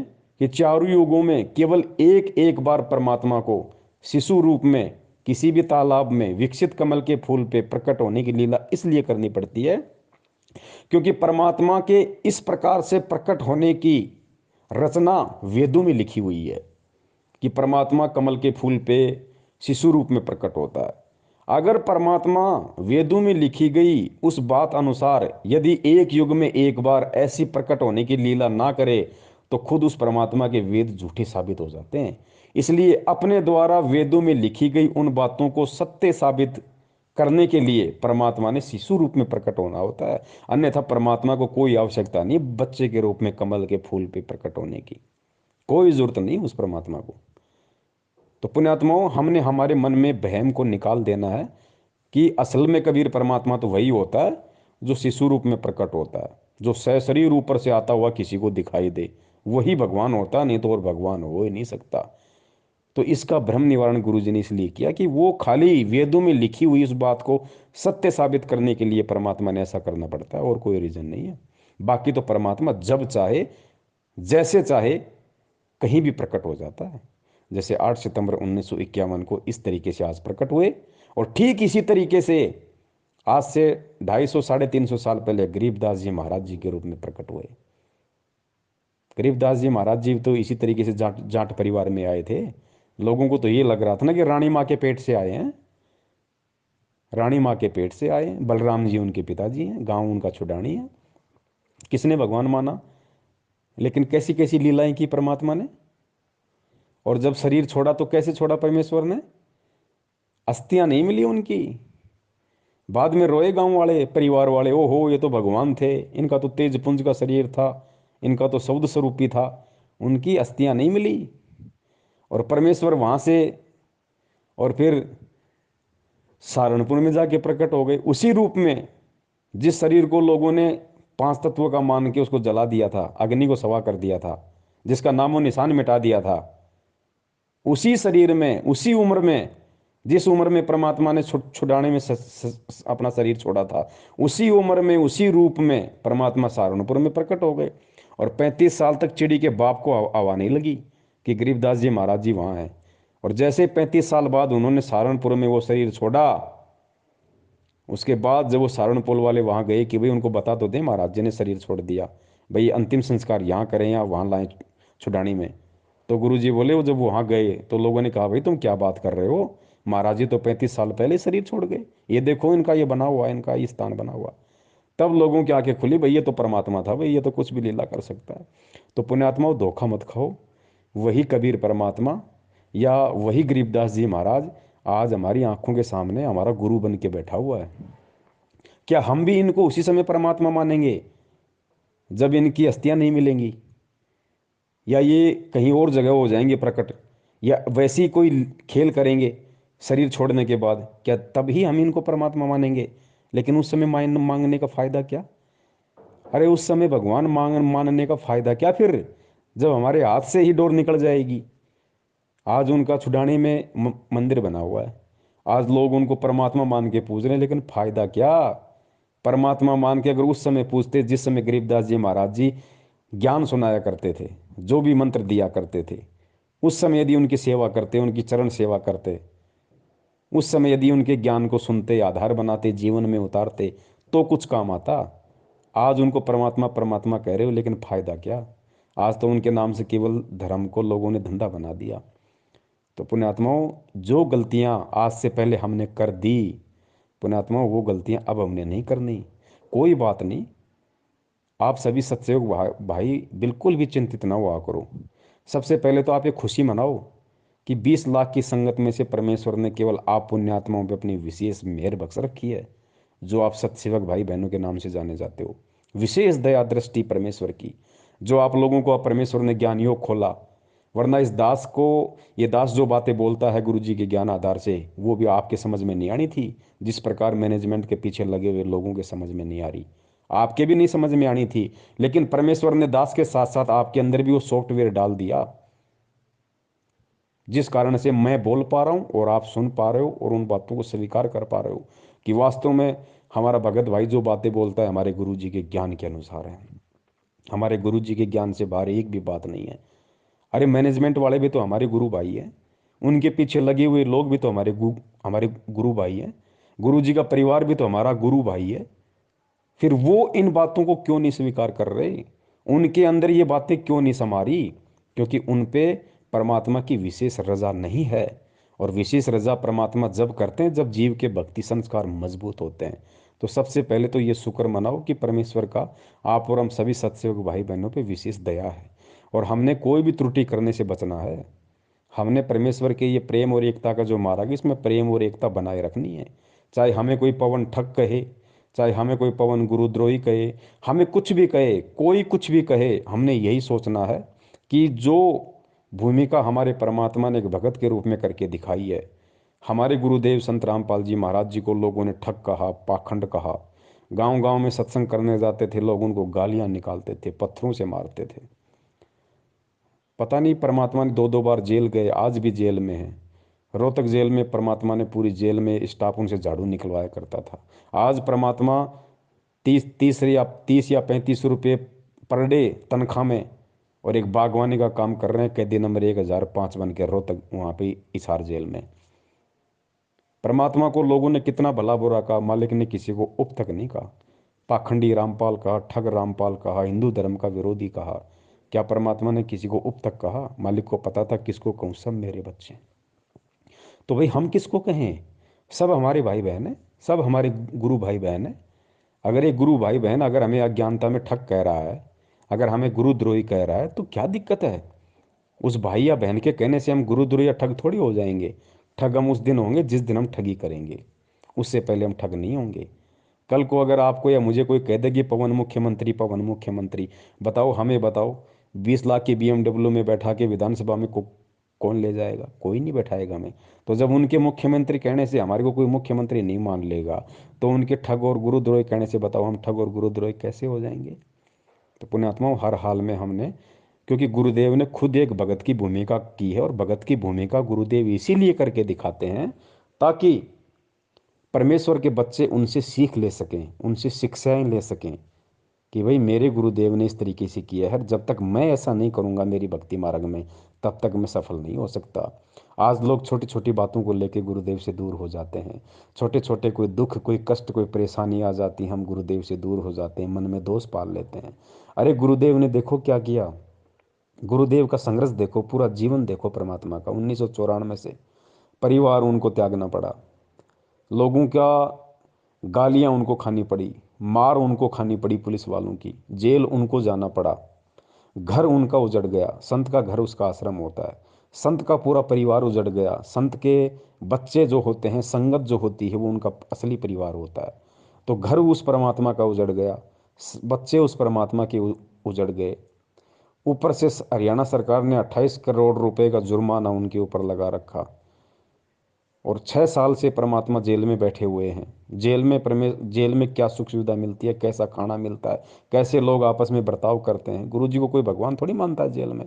गुरु जी को पुलिस वाले तो केवल एक मुजरिम मानते हैं, और आपस में जो कैदी हैं वो भी अपने जैसा एक आम व्यक्ति और कैदी मानते हैं। तो सोचो परमात्मा किन लोगों के बीच में, किन किन लोगों के मध्य परमात्मा बैठे हुए हैं, कैसी कैसी उनकी उनकी गंदी और घटिया बातें सुनते हैं। वो कैदियों में कितना दिमाग होता है, वो आपस में कैसे माँ बहन की गालियां दे के बात करते होंगे, कैसे एक दूसरे के प्रति ऊंच नीच की बात करते होंगे। परमात्मा सबकी सुन रहा है ना, सबकी परमात्मा देख रहा है ना। लेकिन ये संदेशा दिया हमें परमात्मा ने इन सारे संघर्षों के बीच में कि बच्चों देखो, मेरा घर उजड़ गया, मेरा आश्रम उजड़ गया, मेरा कलयुगी परिवार मेरे से दूर हो गया, मेरे खुद के भाई बहन, मेरे बच्चों ने, जिनको तुम मानते हो कि ये गुरु जी का परिवार है, गुरु जी के बेटा बेटी, उन्होंने मेरे से गद्दारी करी। आज मेरा परिवार मेरे आदेश की आड़ में मेरे असली बच्चों को लूट रहा है, संगत को लूट रहा है, दान के नाम पे लूट रहा। 2-2 बार मैं जेल गया, मेरा आश्रम उजड़ गया, 30-30 बार मेरा रिमांड हुआ।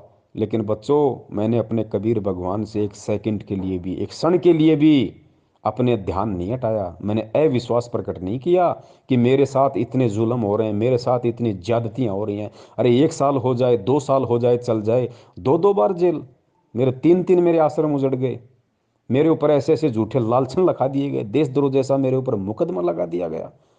लोग मुझे भड़वा कहते हैं, मुझे पाखंडी कहते हैं, मुझे ठग कहते हैं। कहाँ है भगवान? मैं इतना समर्पित हूं, मैं कबीर भगवान के प्रति मैंने मेरा सब कुछ दांव पे लगा दिया। आज वो कबीर भगवान कहाँ गया? आज क्यों नहीं आ रहा?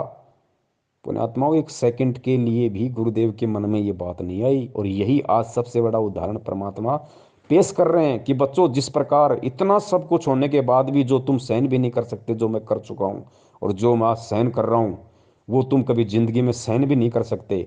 और इतना होने के बाद भी मैंने एक क्षण के लिए भी अपने भगवान से मैंने नफरत नहीं की, मैंने अपने भगवान में दोष नहीं निकाला, मैंने भगवान से ये भी नहीं कहा कि भगवान आके मेरी रक्षा कर, मेरे साथ ऐसा क्यों हो रहा है? मैं तो सत्य की राह पे चल रहा हूँ और मैंने तो सुना कि जो सच की राह पे चलता है भगवान उसके साथ होता है। आप कहाँ हो?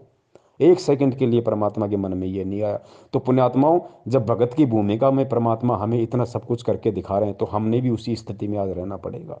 आज चाहे हमारा हाथ कट जाए, चाहे हमारे दोनों पैर कट जाए, चाहे हमारी जुबान कट जाए, चाहे हम बिल्कुल निर्धन हो जाएं, हम दरिद्र हो जाएं, आंखों के सामने बेटा मर जाए, बेटी मर जाए, माँ मर जाए, बाप मर जाए, परिवार उजड़ जाए, कैसे भी हमारे को चाहे हाथ में कटोरा लेकर रोड पे भीख मांगनी पड़ जाए, अंतिम समय तक चाहे हमारे को ये क्रिया करनी पड़ जाए, 2 साल नहीं, 10 साल नहीं, अगर 50 साल का जीवन है और कल हमारी मौत होनी है, और कल की मौत के 1 सेकंड तक यदि हमारे हाथ में कटोरा है और वो दुर्दशा है, और यदि हमें गुरु जी का नाम मिला हुआ है, तो ये गुरु जी उदाहरण पेश कर रहे हैं कि बच्चों उस समय तक भी तुम्हारे अंदर मेरे प्रति, अपने गुरु के प्रति जरा सा भी विक्षेप नहीं आना चाहिए कि गुरु जी कहाँ हैं, भक्ति कहाँ है। मैं गुरु जी के लिए इतना सब कुछ मैंने कर दिया, इतना सब कुछ मैंने त्याग दिया, हर चीज़ मेरी बर्बाद हो गई, मैं रोड पे हूँ इतने वर्षों से, टाइम पे खाना नहीं मिल रहा, आज गुरु जी कहाँ गए? फिर कहाँ है भगवान? कहीं ऐसा तो नहीं कि मैंने मेरा जीवन बर्बाद कर दिया हो इनके पीछे लग के। पुण्यात्माओं, अंतिम समय भी यदि हमारे इतना सा भी विक्षेप, यदि ऐसी परिस्थितियों में भी यदि आ गया, तो उसी क्षण हम फेल हो जाएंगे। ठीक है, जो संघर्ष हमने किया, जो यात्राएं हमने सहन की इस भक्ति मार्ग में, वो परमात्मा पता नहीं हमारे को ब्रह्मा विष्णु महेश बना देगा, सारा दे देगा, सब कुछ दे देगा, अनंत युगों तक ऊपर राजा बना देगा, देवता बना देगा, महादेव बना देगा, लेकिन मोक्ष तो नहीं मिला जिसके लिए हम यहाँ पे भटक रहे हैं। तो पुण्यात्मा, इतना विश्वास हमने गुरुदेव पे रखना करे। खुद मालिक की वाणी है कि नाम सहित बेवतन भला, जो दर दर मांगे भीखा, और क्या हुआ छत्र की छाया चालाई, और राजपाट दिल्ली का। पुण्यात्माओं, गुरुदेव ने यहाँ तक कह दिया कि बेटा, अगर तेरे पास मेरा नाम है, तू यदि मेरी शरण में है, और यदि इस नाम लेने के बाद भी अगर ऐसी कोई नौबत आ गई कि नाम सहित बेवतन भला, अगर तेरे को देश निकाला दे दिया, तेरे ऊपर देशद्रोह का मुकदमा भी लगा दिया, नाम सहित बेवतन भला, जो दर दर मांगे भीखा, अगर तेरे को हाथ में कटोरा लेके दर दर भीख मांगने की भी तेरे को नौबत आ गई, तो कहते हैं यो राजपाट, क्या हुआ छत्र की छाया चाला, यो राजपाट दिल्ली का। तो अपने आप को किसी राजा से भी जो 24 घंटे ऐसो आराम में रहता, उससे भी खुशनसीब मानना, अगर नाम तेरे पास में है, चाहे भीख मांगनी पड़ जाए। पुण्यात्मा, बहुत ही ये रेयर समय है, इसको बोलते हैं रेयर समय, ये दोबारा नहीं आता। अनंत युगों में क्या पता कब बिल्ली के बाग का हमारा छिक्का टूटे, तब ये समय हमारा आएगा पुनः, नहीं तो नहीं आएगा। अब ये बहुर न ऐसा दाव, परमात्मा कहते हैं ना, समझा है तो सिर दर पाव, बहुर नहीं रे ऐसा दाव। अरे जो ऋषि मुनि, जो महात्मा जिनका हम जिक्र सुनते हैं, मार्कंडे जैसे, चुणक जैसे, और भी कितने परमात्मा ने उदाहरण बताए, विश्वामित्र जैसे, जिन्होंने इतने इतने हजारों वर्षों तपस्या की, अपना शरीर गाड़ दिया, सब कुछ दाव पे लगा दिया, किस लिए? केवल परमात्मा के दर्शनों के लिए। उनको मोक्ष का तो पता ही नहीं था, केवल परमेश्वर के दर्शनों के लिए, एक झलक पाने के लिए। और उन महापुरुषों को इतना परित्याग, इतना तप, इतना सब कुछ सहन करने के बाद भी एक सेकंड के लिए दर्शन तक नहीं दिए। इसी कबीर परमात्मा ने, इसी गुरु जी ने, जो आज रात दिन हमारे को दर्शनों के प्याले पिला रहा है, दर्शन तक नहीं दिए उनको। तो पुण्यात्मा, ये कितना बड़ा हमारा सौभाग्य है कि खुद चल के परमात्मा हमें लेने आया है, खुद चल के, वरना परमात्मा को कोई हमारी आवश्यकता नहीं है। गुरु जी कहते हैं कि शीश उपाड़े भुई धरे, ऊपर मचके पाँव, कबीर का घर शिखर में, तेरी गर्ज पड़े तो आव। गुरुदेव ने बताया कि हे नादान आत्मा, हे पुण्यकर्मी आत्मा, सरा अपने भाग्य को, अपने किस्मत को सरा, कि तू कितना पुण्यकर्मी है, जो खुद सतलोक का राजा तेरे लिए स्पेशल चल के आया, स्पेशल। वरना कहते हैं कि शीश उपाड़े भुई धरे, ऊपर मच के पाँव। अगर तू उस परमात्मा को खुश करने के लिए, उस परमात्मा की एक झलक पाने के लिए, अगर तू अपने हाथ में तलवार लेके अपनी खुद की गर्दन काटे, फिर उस गर्दन को अपने पैर के नीचे रखे, कहते हैं शीश उपाड़े भूई धरे, भूई यानी भूमि, शीश उपाड़े फिर भूमि पर धरे, और ऊपर रखे पाव अपने ही शीश पे, फिर तू तेरा पैर रख। कहते हैं कबीर का घर शिखर में, सतलोक में, तेरी गरज पड़े तो आओ। इतना करने के बाद भी वो परमात्मा तेरे ऊपर प्रसन्न नहीं हो सकता। और आज सोच, कितना सीधे तरीके से तुझे भगवान मिल गया, तेरी उंगली का नाखून भी नहीं उतरा और तुझे कबीर परमात्मा आके मिल गए, तेरी आंख खोलने से पहले तेरे सामने 38 साल का बन के खड़ा हुआ। तो पुण्यात्मा, ये हमारा भाग्य, हमारा सौभाग्य, हमारा अहोभाग्य। 7.5 अरब विश्व की जनसंख्या, जिसमें से 20 लाख उनके शिष्य, और 20 लाख में से 5-10 हजार सत्सेवक। पुण्यात्मा सौभाग्य, और 5-10 हज़ार में से आज लोग जानते कितने को हैं? 200, 250, 400 को। ये परम सौभाग्य हमारा, ये मौका है पुण्यात्मा, इसको गंवाना नहीं है। अरे कहने को तो दुनिया खुद उस परमात्मा को भी देशद्रोही कह रही है, तो क्या हम भक्ति छोड़ दें, उनमें दोष निकाल लें? अरे उनको तो डबल डबल उम्र कैद होगी, वो तो जेल से बाहर नहीं आने वाले भाई। तो क्या हम अपना विश्वास तोड़ दें? तो कहने दो लोगों को, हमें गुरुद्रोही कहते हैं तो कहने दो, हमें ठग कहते हैं तो कहने दो। एक दिन खुद उनकी जुबान सूख जाएगी, खुद चुपचाप हो जाएंगे। ये विधान है परमात्मा का। लेकिन पुण्यात्माओं, अडिग अटल, गुरुदेव कहते हैं कि संत, सिंह और सूरमा ये सदा आगे को बढ़ते हैं, पीछे मुड़ के नहीं देखते ये। तो पुण्यात्माओं, हम संत भी हैं और हम संत के बच्चे भी हैं, हम सिंह भी हैं और हम सिंह के बच्चे भी हैं, हम सूरमा भी हैं और हम सूरमा के बच्चे भी हैं। ये डबल डबल रोल परमात्मा ने ऐसे दया कर रखी है आप और हमारे ऊपर। मालिक की खुद की वाणी है कि लख भर सूरा जूझ ही, लख भर सावंत दे, और लख भर यति जहान में, तब सतगुरु शरणा ले। आप और हम कौन सी आत्माएं हैं? गुरु जी कहते हैं याद कर लिया करो कभी, अगर ज़्यादा दबाव डाल दे और अगर कभी मन में ऐसा कोई दोष उत्पन्न हो जाए ना, तो इन वाणियों को याद कर लिया करो कि मैं कौन हूँ। हनुमान जी जैसे, गोरखनाथ जी जैसे तो हमारे पैर के नाखून के बराबर नहीं है, जिनके लोग घर में मूर्तियाँ बना के पूज रहे हैं। जब हम तत्व ज्ञान की गहराई में जाएंगे, परमात्मा कहते हैं लख भर सूरा जूझ ही, लख भर सावंत दे। लख भर सूरा, सूरा यानी सूरवीर। गुरुजी ने बताया कि लाखों जन्म तुमने सूरवीर के प्राप्त किए, लाखों जन्म सूरवीर के प्राप्त किए तुमने। और लख भर सूरा जूझ ही, लख भर सावंत दे। सूरवीर से भी ज्यादा पुण्यकर्मी होता है सावंत दे वाला व्यक्ति, जिसके हाथ घुटनों से नीचे तक जाते हैं, एक या दोनों, उसको सावंत दे व्यक्ति कहा जाता है। तो कहते हैं लख भर सूरा जूझ ही, लख भर सावंत दे। हम जितने भी बड़े बड़े जो सूरवीर हैं, भीम जैसे और जितने बड़े बड़े योद्धा सूरवीर हुए हैं, जिनका हम जिक्र करते हैं, जो इतिहास में नाम लिखे होते हैं, कहते हैं बेटा तूने ऐसे ऐसे तो लाखों जन्म सूरवीर के प्राप्त कर लिए पहले, और लाखों जन्म तूने सावंत दे। आज तो कोई है नहीं पूरे विश्व में सावंत दे वाला, ऐसा पुण्यकर्मी आज विश्व में कोई है ही नहीं मानव शरीर में। क्योंकि गुरु जी हैं तो गुरु जी तो परमात्मा है, वो मानव की कैटेगरी में नहीं आते। उनके अलावा कोई सावंत दे व्यक्ति आज पूरी यहाँ पे पृथ्वी पे नहीं है। तो सोचो हमने ऐसे लाखों जन्म प्राप्त कर लिए। तो लख भर सूरा जूझ ही, लख भर सावंत दे, और लख भर यति जहान में। यति, हनुमान जी यति थे, उन्होंने शादी नहीं की, कभी स्त्री भोग नहीं किया, उनको कहते हैं यति। एक होता है जति, जति वो होता है जो अपनी औरत के अलावा किसी की तरफ कुदृष्टि डालता भी नहीं है, वो होता है जति। जैसे लक्ष्मण जी थे, वो जति थे। और एक होता है यति, यति मानी जिसने कभी शादी नहीं की, पूरा ब्रह्मचर्य का जीवन जिया, मानसिक रूप से भी कभी अपने मन में दोष पैदा नहीं किया, उसको कहते हैं यति। तो जति से बड़ा होता है यति। तो कहते हैं लख भर सूरा जूझ ही, लख भर सावंत दे, लख भर यति जहान में। हमने हनुमान जी जैसे लाखों जन्म प्राप्त कर लिए पुण्यात्माओं। लख भर सूरा जूझ ही, लख भर सावंत दे, लख भर यति जहान में, तब सतगुरु शरणा ले। उस आत्मा को, उस भगत को जो ऐसे ऐसे लाखों जन्म सूरवीर के प्राप्त कर चुका हो, लाखों जन्म सावंत दे वाले के, और लाखों जन्म हनुमान जी जैसे प्राप्त कर चुका हो, उस आत्मा को गुरु जी आज अपनी शरण में लेंगे। आज उस परमात्मा ने उस आत्मा को अपनी शरण में ले रखा है। अब ये ना समझना कि जितनों को शरण में लेखा है सभी ने लाखों जन्म पाए, नहीं। शरण क्या होती है, शरण के विषय में भी फिर गुरु जी ने बताया कि ताते सतगुरु शरणा लीजे, कपट भाव जो दूर करीजे। कि सतगुरु ये नहीं है कि वो जो सातु मंत्र दे दिए, सतनाम दे दिया, अपने गले में लॉकेट लटका लिया, हाथ में रक्षा सूत्र बांध लिया, 3 टाइम की आरती कर रहे हो और आपको गुरु जी ने शरण में ले लिया, नहीं। असल में गुरु की शरण क्या होती है, असल में इस वाणी पे कौन भगत खरा उतरेगा?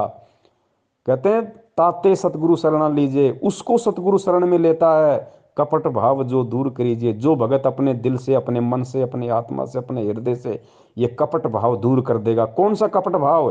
गुरु को और परमात्मा को दो समझने वाला कपट भाव है।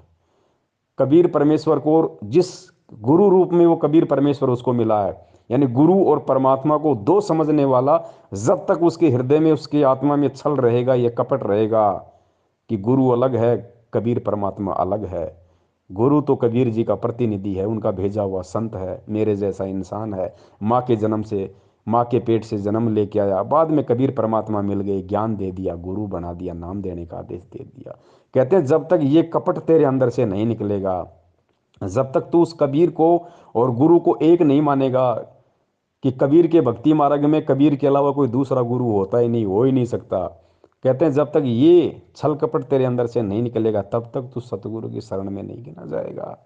और जिस दिन जिस आत्मा के अंदर से ये कपट भाव छल निकल जाएगा, जो बिल्कुल परमात्मा और सतगुरु में कति एक समानता, गुरु जी कहते हैं ना, गुरु गोविंद दो नहीं भाई, और दो समझे वो दो जग जाई, वो नरक में जाता है। नाम लेने के बाद भी ये वाणी है ना, जो भगत बन जाता है जो इस कबीर मार्ग में सच्चे सतगुरु का, और उसके बाद भी यदि वो गुरु को और परमात्मा को दो मान के चलता है कि गुरु गोविंद दो नहीं भाई, और जो दो समझे, समझेगा कौन, जो गुरु बनाएगा, नहीं उसको पता ही नहीं है क्या सिस्टम। तो गुरु की शरण में आने के बाद भी जब तक इंसान गुरु को और भगवान को दो मान के चलेगा कि गुरु गोविंद दो नहीं भाई, और जो दो समझेगा वो दो जग यानी नरक में जाए, ये परमात्मा की वाणी है। तो कहते हैं ताते सतगुरु शरणा लीजिए, कपट भाव जिन दूर करीजिए, उसको गुरु जी अपनी शरण में लेगा। असल में जो गुरु और परमात्मा के भेद को, इस बीच की खाई को बिल्कुल काट देगा, समाप्त कर देगा, उसको दो दिखाई नहीं देगा, उसको अपने गुरु जी के अलावा कोई कोई कोई कबीर परमात्मा दिखाई ही नहीं देगा। फिर उस आत्मा का परमात्मा ज्ञान योग खोलते हैं, फिर उसके साथ 24 घंटे रहते हैं, कोई बाढ़ बाका नहीं कर सकता फिर उस आत्मा का। फिर उसके मोक्ष में कोई संशय नहीं है पुण्यात्माओं। ये है राज इस भक्ति का, ये है पुण्यात्माओं असली वो तत्व ज्ञान, जिसके विषय में गुरु जी कहते हैं कि इसका तुम्हें सार निकालना पड़ेगा, तुम्हें इसका निष्कर्ष निकालना पड़ेगा बच्चों, तुम्हें खुद निकालना पड़ेगा। चाहे इस जन्म में मेहनत करके निकाल लो, चाहे इस जन्म में सच्ची साध संगति करके निकाल लो, चाहे इस जन्म में इस ज्ञान को आधार बना के गुरु जी के सत्संगों का निष्कर्ष निकाल लो, या चाहे अगले किसी जन्म में निकाल लेना, तरीका यही है। और कोई तरीका इस भक्ति और भगवान को समझने का, सतलोक को जाने का दूसरा कोई रास्ता यहाँ पे नहीं है। तो पुण्यात्मा इसलिए दास निवेदन करता है, इसलिए दास बार बार लाइव संघ का समाधान में कहता है कि गुरुजी के हिसार जेल से बाहर आने तक यदि किसी को इस भक्ति मार्ग पे जीवित रहना है, तो उनको वर्तमान में सतगुरुदेव जी ने जिन जिन आत्माओं को साध संगति के लिए निमित्त बनाया है, जिन जिन आत्माओं को वास्तव में सत्सेवक बनाया है, आपने उनकी संगति करनी पड़ेगी। ये हम कोई अपनी तरफ से नहीं कह रहे, ये परमात्मा के विधान से। और ये 1 घंटे से ऊपर की ऑडियो जो पता नहीं परमात्मा ने क्या प्रेरणा करके, एक भाई ने व्हाट्सएप पे कमेंट्स किया था, मनोज बिष्ट जी हैं परमेश्वर की आत्मा, उन्होंने ये सवाल पूछा था, दास ने देख लिया तो परमात्मा ने प्रेरणा की, दास ने ऑडियो बनाना शुरू किया। मालिक आगे से आगे शब्द देते गए, प्रेरणा करते गए, दास बोलता गया। क्योंकि पुण्यात्माओं मुझे अच्छी तरीके से पता है कि मेरा नाम पवन दास है, और मेरी औकात 2 कौड़ी की भी नहीं है। परमात्मा कहते हैं अल्लाह मेहरबान तो गधा पहलवान। ये पवनदास नाम का गधा तब तक पहलवान है भक्ति मार्ग में जब तक मेरा अल्लाह मेरा गुरु मेहरबान है, कुछ नहीं है इसके अलावा। इस दास को तो थोड़ा 200-400 मीटर पैदल चल लेता है तो मेरे तो सांसें उफरने लग जाती हैं। पुण्यात्मा मेरी क्या औकात है, क्या औकात जीव की हो सकती है, चाहे कोई कितना बड़ा कोई महाबली क्यों ना हो यहाँ पे। आप और हम तो हैं ही क्या उनके आगे। इसलिए पुण्यात्माओं साध संगति से जुड़े रहो, परमेश्वर के ज्ञान को आधार बना के चलते रहो। इस भक्ति मार्ग में गुरु जी के परिवार का, गुरु जी के रिश्तेदारों का, यानी जो वंशवाद है, जो परिवारवाद है, उसका जड़ से समाप्ति होनी है। ये सबसे बड़े दुश्मन होते हैं परमात्मा के, सबसे बड़े दुश्मन। ये ज़्यादातर संगत को लेके डूबते हैं। परमात्मा ने इनका सत्यानाश करना, ज्ञान आधार से, मारना नहीं है परमात्मा ने। मरेंगे तो अपने कर्मों से मरेंगे, क्योंकि खुद परमेश्वर की वाणी है कि राम किसी को मारे नहीं, मारे तो हत्यारा राम। अरे अपने आप ही मर जाएंगे कर कर खोटे काम। तो ये जो खोटे काम ये खुद कर रहे हैं, जो संगत से करवा रहे हैं ना, इनके कर्म इनको ले डूबेंगे। तो हमने केवल परमेश्वर को अजन्मा स्वयंभू सतगुरु, अब देखो हम गुरु जी को सतगुरु सतगुरु कहते हैं, बंदी छोड़ सतगुरु रामपाल जी महाराज जी की जय। लेकिन ये कभी विचार नहीं किया कि बंदी छोड़ शब्द केवल बंदी छोड़ के लगता है, या तो कबीर परमेश्वर के बंदी छोड़ लगाया, या लोगों ने गरीबदास जी के बंदी छोड़ लगाया, या फिर आज संत रामपाल जी महाराज जी के बंदी छोड़ लग रहा है। तीसरे किसी महापुरुष के आज तक बंदी छोड़ शब्द नहीं लगा। हम भक्ति बोध से आरती करते हैं, 3 समय की छोटी पुस्तक में देख लेना, हमारी 11-12 गुरु प्रणाली है। उन 11-12 गुरुओं में केवल 3 के आगे बंदी छोड़ नाम दिखाई देगा आपको। एक तो खुद कबीर साहिब जी के, एक गरीबदास जी के, और तीसरा आज और हम बोलते हैं बंदी छोड़ सतगुरु रामपाल जी महाराज। तो बंदी छोड़ तो भाई परमात्मा की लगता है। पुण्यात्मा बहुत सारी बातें हैं, बहुत सारी ऐसे पॉइंट हैं, लेकिन अब समय बहुत हो गया। परमेश्वर दया करे, हम लाइव संगति के माध्यम से या वैसे भी परमेश्वर जब जब दया करते रहेंगे, आपस में हम साथ संगति करते रहेंगे। और बस भक्ति का आधार विश्वास है और कुछ नहीं पुण्यात्मा, सिर्फ भक्ति का आधार विश्वास। मैं तो यहाँ तक कहता हूँ, अगर कभी कोई ऐसी नौबत आ जाए, क्योंकि देखो परीक्षा लेगा परमात्मा। सेऊ सम्मन के भाग्य में वो संस्कार नहीं था कि सेऊ की सम्मन अपने बेटे की तलवार से गर्दन काटे, नहीं, उसके भाग्य में लिखा ही नहीं था, ऐसा होना ही नहीं था। परमात्मा ने जानबूझ के परिस्थितियां पैदा की। सम्मन और सेऊ के घर पर जब भगवान गए, ऐसी परिस्थिति बना दी परमात्मा ने, परमात्मा की इज्जत के लिए कि गुरु जी की इज्जत पाँच नहीं आ जाए, अपने लड़के को काटना पड़ गया। और फिर समर्थ शीश लेता है, या शीश दिया करता है, एक्सटेंड करता है, तो सम्मन के पुत्र सेऊ को भी जीवित कर दिया और उनको मोक्ष दिया।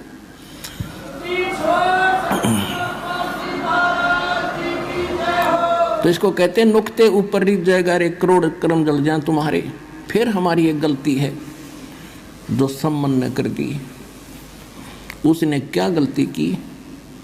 उसके मन में एक बात बैठ गई कि हे परमात्मा, मैं धनी होता तो सतगुरु की सेवा के लिए मुझे अपना बालक काटना नहीं पड़ता। अब लड़के की गर्दन काटना ये छोटी बात नहीं। और काट दी, फिर उसके बाद उसके दिल में ऐसी ठेस लगी कि ये मैंने क्यों करना पड़ा, कि मेरे पास धन नहीं था। अब वो धन न मांगता रहा, परमात्मा ने उससे जीवन में एक नंबर का सेठ बना दिया। लेकिन सेऊ और उसकी मां ने की, उनको ज्ञान गजब का समझ में आ गया था, वो तो पार हो गए। ये भी सम्मन रह गया, माया माया करता, मृत्यु होगी।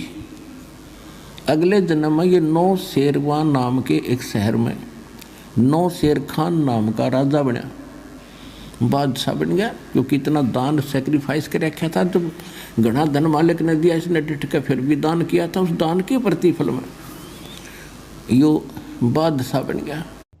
जानबूझ के, क्योंकि परमात्मा एक तीर से अन्य को शिकार करते हैं। पहला तो परमात्मा ने आज पूरे विश्व के सामने और स्पेशली आज आप और हमारे को भक्ति और भगवान पे विश्वास दिलाने के लिए, एक भगत की महिमा बताने के लिए कि भगवान के लिए क्या कर गुजरने की एक हिम्मत होनी चाहिए भगत के अंदर। अगर जिसको मोक्ष चाहिए उसको, जो सम्मन ने किया, एक सेकंड भी विचार नहीं किया, अपने इकलौते पुत्र की गर्दन काट दी। पुण्यात्मा, आज हम नाखून काटते 5 बार सोचते हैं। तो परमात्मा ने आज के लिए उदाहरण बनाना था। दूसरा जो कमाल था, उसके मन में वहम हो गया था कि मेरे से बढ़ के गुरु जी की कोई सेवा नहीं कर सकता। परमात्मा ने उसका शरीर का पसीना निकाला, उसको बताया कि देख बेटा, भगत तो तूने भी देखे नहीं। और तीसरा, अपनी उन आत्माओं के परमात्मा ने वो पुण्य क्रम बनाने थे। वो परमात्मा ने ऐसा सिस्टम बनाया, ऐसा नुक्ता बनाया, ऐसी परिस्थितियां पैदा कर दी, और अपनी पावर से पुण्यात्मा सम्मन की औकात नहीं थी, अपने बच्चे की गर्दन काटते। लेकिन परमात्मा ने हिम्मत दी उसको, परमात्मा ने प्रेरणा की, परमेश्वर ने हाथ चलाए उसके। और कहते हैं परमेश्वर ने वो नुक्ता बनाया वहाँ पे, और उस नुक्ते पे फिर खुद ही प्रसन्न हो गया। खुद ने सारा काम किया और खुद ही फिर प्रसन्न हो गया कि हो मेरे बेटे ने देख मेरे लिए, कि मेरे गुरुजी भूखे ना चले जाएं। मेरे गुरुजी अगर नाराज हो गए तो पूरे शहर का सत्यानाश हो जाएगा। पूरे शहर को बचाने के लिए, अपने गुरुदेव की इज्जत के लिए, कि अगर कल इस सेठ ने अगर राजा के सामने बता दिया कि इनका गुरुजी आया था, इनका गुरुजी चोरी करना सिखाता है, गुरुजी की बदनामी हो जाएगी। अपने गुरुजी की बदनामी के डर से, गुरुजी बदनाम ना हो इसके लिए अपने बेटे की गर्दन काट दी। आज उसी गुरु को जानबूझ के राजनीतियां कर करके बदनाम किया जा रहा है। सोचो हम कहाँ हैं पुण्यात्माओं। गुरुजी को गंदी राजनीति में धकेल दिया, गुरुजी का नाम ले लेके वोट डलवाए जा रहे हैं। सोचो, सेव और सम्मन की तुलना में आज का भगत समाज कहाँ है। तो ये ज्ञान योग और सद्बुद्धि परमेश्वर ने सत्सेवकों की खोल रखी है, जो आज दूध और पानी को छान रहे हैं, नीर खीर का निबेरा कर रहे हैं। तो पुण्यात्माओं, ठीक इसी प्रकार परमेश्वर ने वो लीलाएं की सारी आप और हमारे को समझाने के लिए, इस भक्ति पे हमारे अंदर इतना विश्वास पैदा करने के लिए कि पुण्यात्माओं, अगर विश्वास नहीं है तो भक्ति नहीं है। अरे आज तो हम दिन रात सत्संग सुनते हैं, मोबाइल 24 घंटे हमारे हाथ में रहते हैं, टीवी चैनल हैं। सोचो सम्मन कहाँ सत्संग सुनता था। कभी साल 2 साल 4 साल में मौका मिला, कभी गुरुजी के चला जाता है, गुरुजी आ जाते तो नहीं। उस समय कहाँ मोबाइल था, कहाँ वो अपनी चूड़ी बनाते बनाते सत्संग सुनता था भाई। और बिना सत्संग सुने ज्ञान आधार हो नहीं सकता। तो पुण्यात्माओं, आज हम उन आत्माओं के सामने कहाँ टिकते हैं। आज तो हमने कुर्बान हो जाना चाहिए गुरु जी के ऊपर, मर मिटना चाहिए हमारे हमारे परमपिता परमेश्वर सतगुरु रामपाल जी महाराज जी के ऊपर कि परमात्मा आपने कैसे दया बख्शी। आज हम अगर एक दिन गुरु जी के सत्संग ना सुने तो आत्मा खाली खाली हो जाती है। और सोचो उस समय तो वो 4 4 साल सत्संग नहीं सुनते थे गुरु जी के, फिर भी इतनी उनमें उनमें हिम्मत, दृढ़ता। तो पुण्यात्माओं, आज फिर हम क्यों पीछे हट रहे हैं। और आज भी यदि हम इस मौके को चूक गए तो इसलिए गुरु जी कहते हैं कि दोबारा ये दाव नहीं लगेगा, फिर तेरा फिर नहीं लगेगा ये दाव दोबारा। तो पुण्यात्माओं, बहुत सारी बातें हैं। परमेश्वर दया करें हम ऐसे ही एक दूसरे भाई बहन आपस में जुड़े रहें। और हमारे जितने भी भगत भाई बहन जो सतलोक आश्रम मैनेजमेंट हरियाणा के पीछे बेचारे भोलेपन में लगे हुए हैं, पुण्यात्माओं, हमारा आप ये सोच लो कि हमारे वो भगत भाई बहन जो 70% हैं जो मैनेजमेंट के पीछे, आप ये मत समझ लो कि उनको कसाई ने बाड़े में कैद कर रखा है। ये सतलोक आश्रम मैनेजमेंट हरियाणा काल रूपी कसाई है साक्षात। और इसने उन भक्तों को बाड़े में कैद रखा है। अब हमारी जिम्मेदारी क्या है। अब हमने उन भक्तों को वहाँ से मुक्त करवाना है गुरु जी के आशीर्वाद से। और मुक्ति का साधन एक ही है उनका कि हम उन तक ये संदेश से पहुँचाते रहें। ये ऑडियो वीडियो मैसेज लाइव के वीडियो हम उनको ना चाहते हुए भी शेयर करते रहें। चाहे वो हमें गालियाँ दें, चाहे हमें डराएं, चाहे धमकाएं। पुण्यात्माओं, गुरु जी कहते हैं ना, अगर किसी को बुखार है तो बच्चा तो दवाई लेने से मना करता ही है, वो तो रोता भी है, माँ बाप का नाक पकड़ लेता है, कान पकड़ लेता है, थप्पड़ भी मार देता है एक आधा। लेकिन क्या माँ बाप उसको दवाई नहीं पिलाते। पिलानी पड़ेगी, उनको पता है कि ये नादान है। तो इसी प्रकार हमने हमारे भगत भाई बहनों तक, चाहे व्हाट्सएप के ग्रुप हो, चाहे फेसबुक के ग्रुप हो, चाहे सोशल मीडिया का कोई भी प्लेटफॉर्म हो, हमने हर संभव कोशिश करके अपने उन भाइयों तक हमने संदेश से पहुंचाने हैं। चाहे वो हमें अच्छा कहें, चाहे हमें वो बुरा कहें, हमें परमेश्वर के प्रति अपना एक शिष्य धर्म निभाते हुए हमने ये कर्म करना है। बाकी खेल सारा परमात्मा का। तो सत्साई पुण्यात्माओं, बंदी छोड़ सतगुरु रामपाल जी महाराज की जय।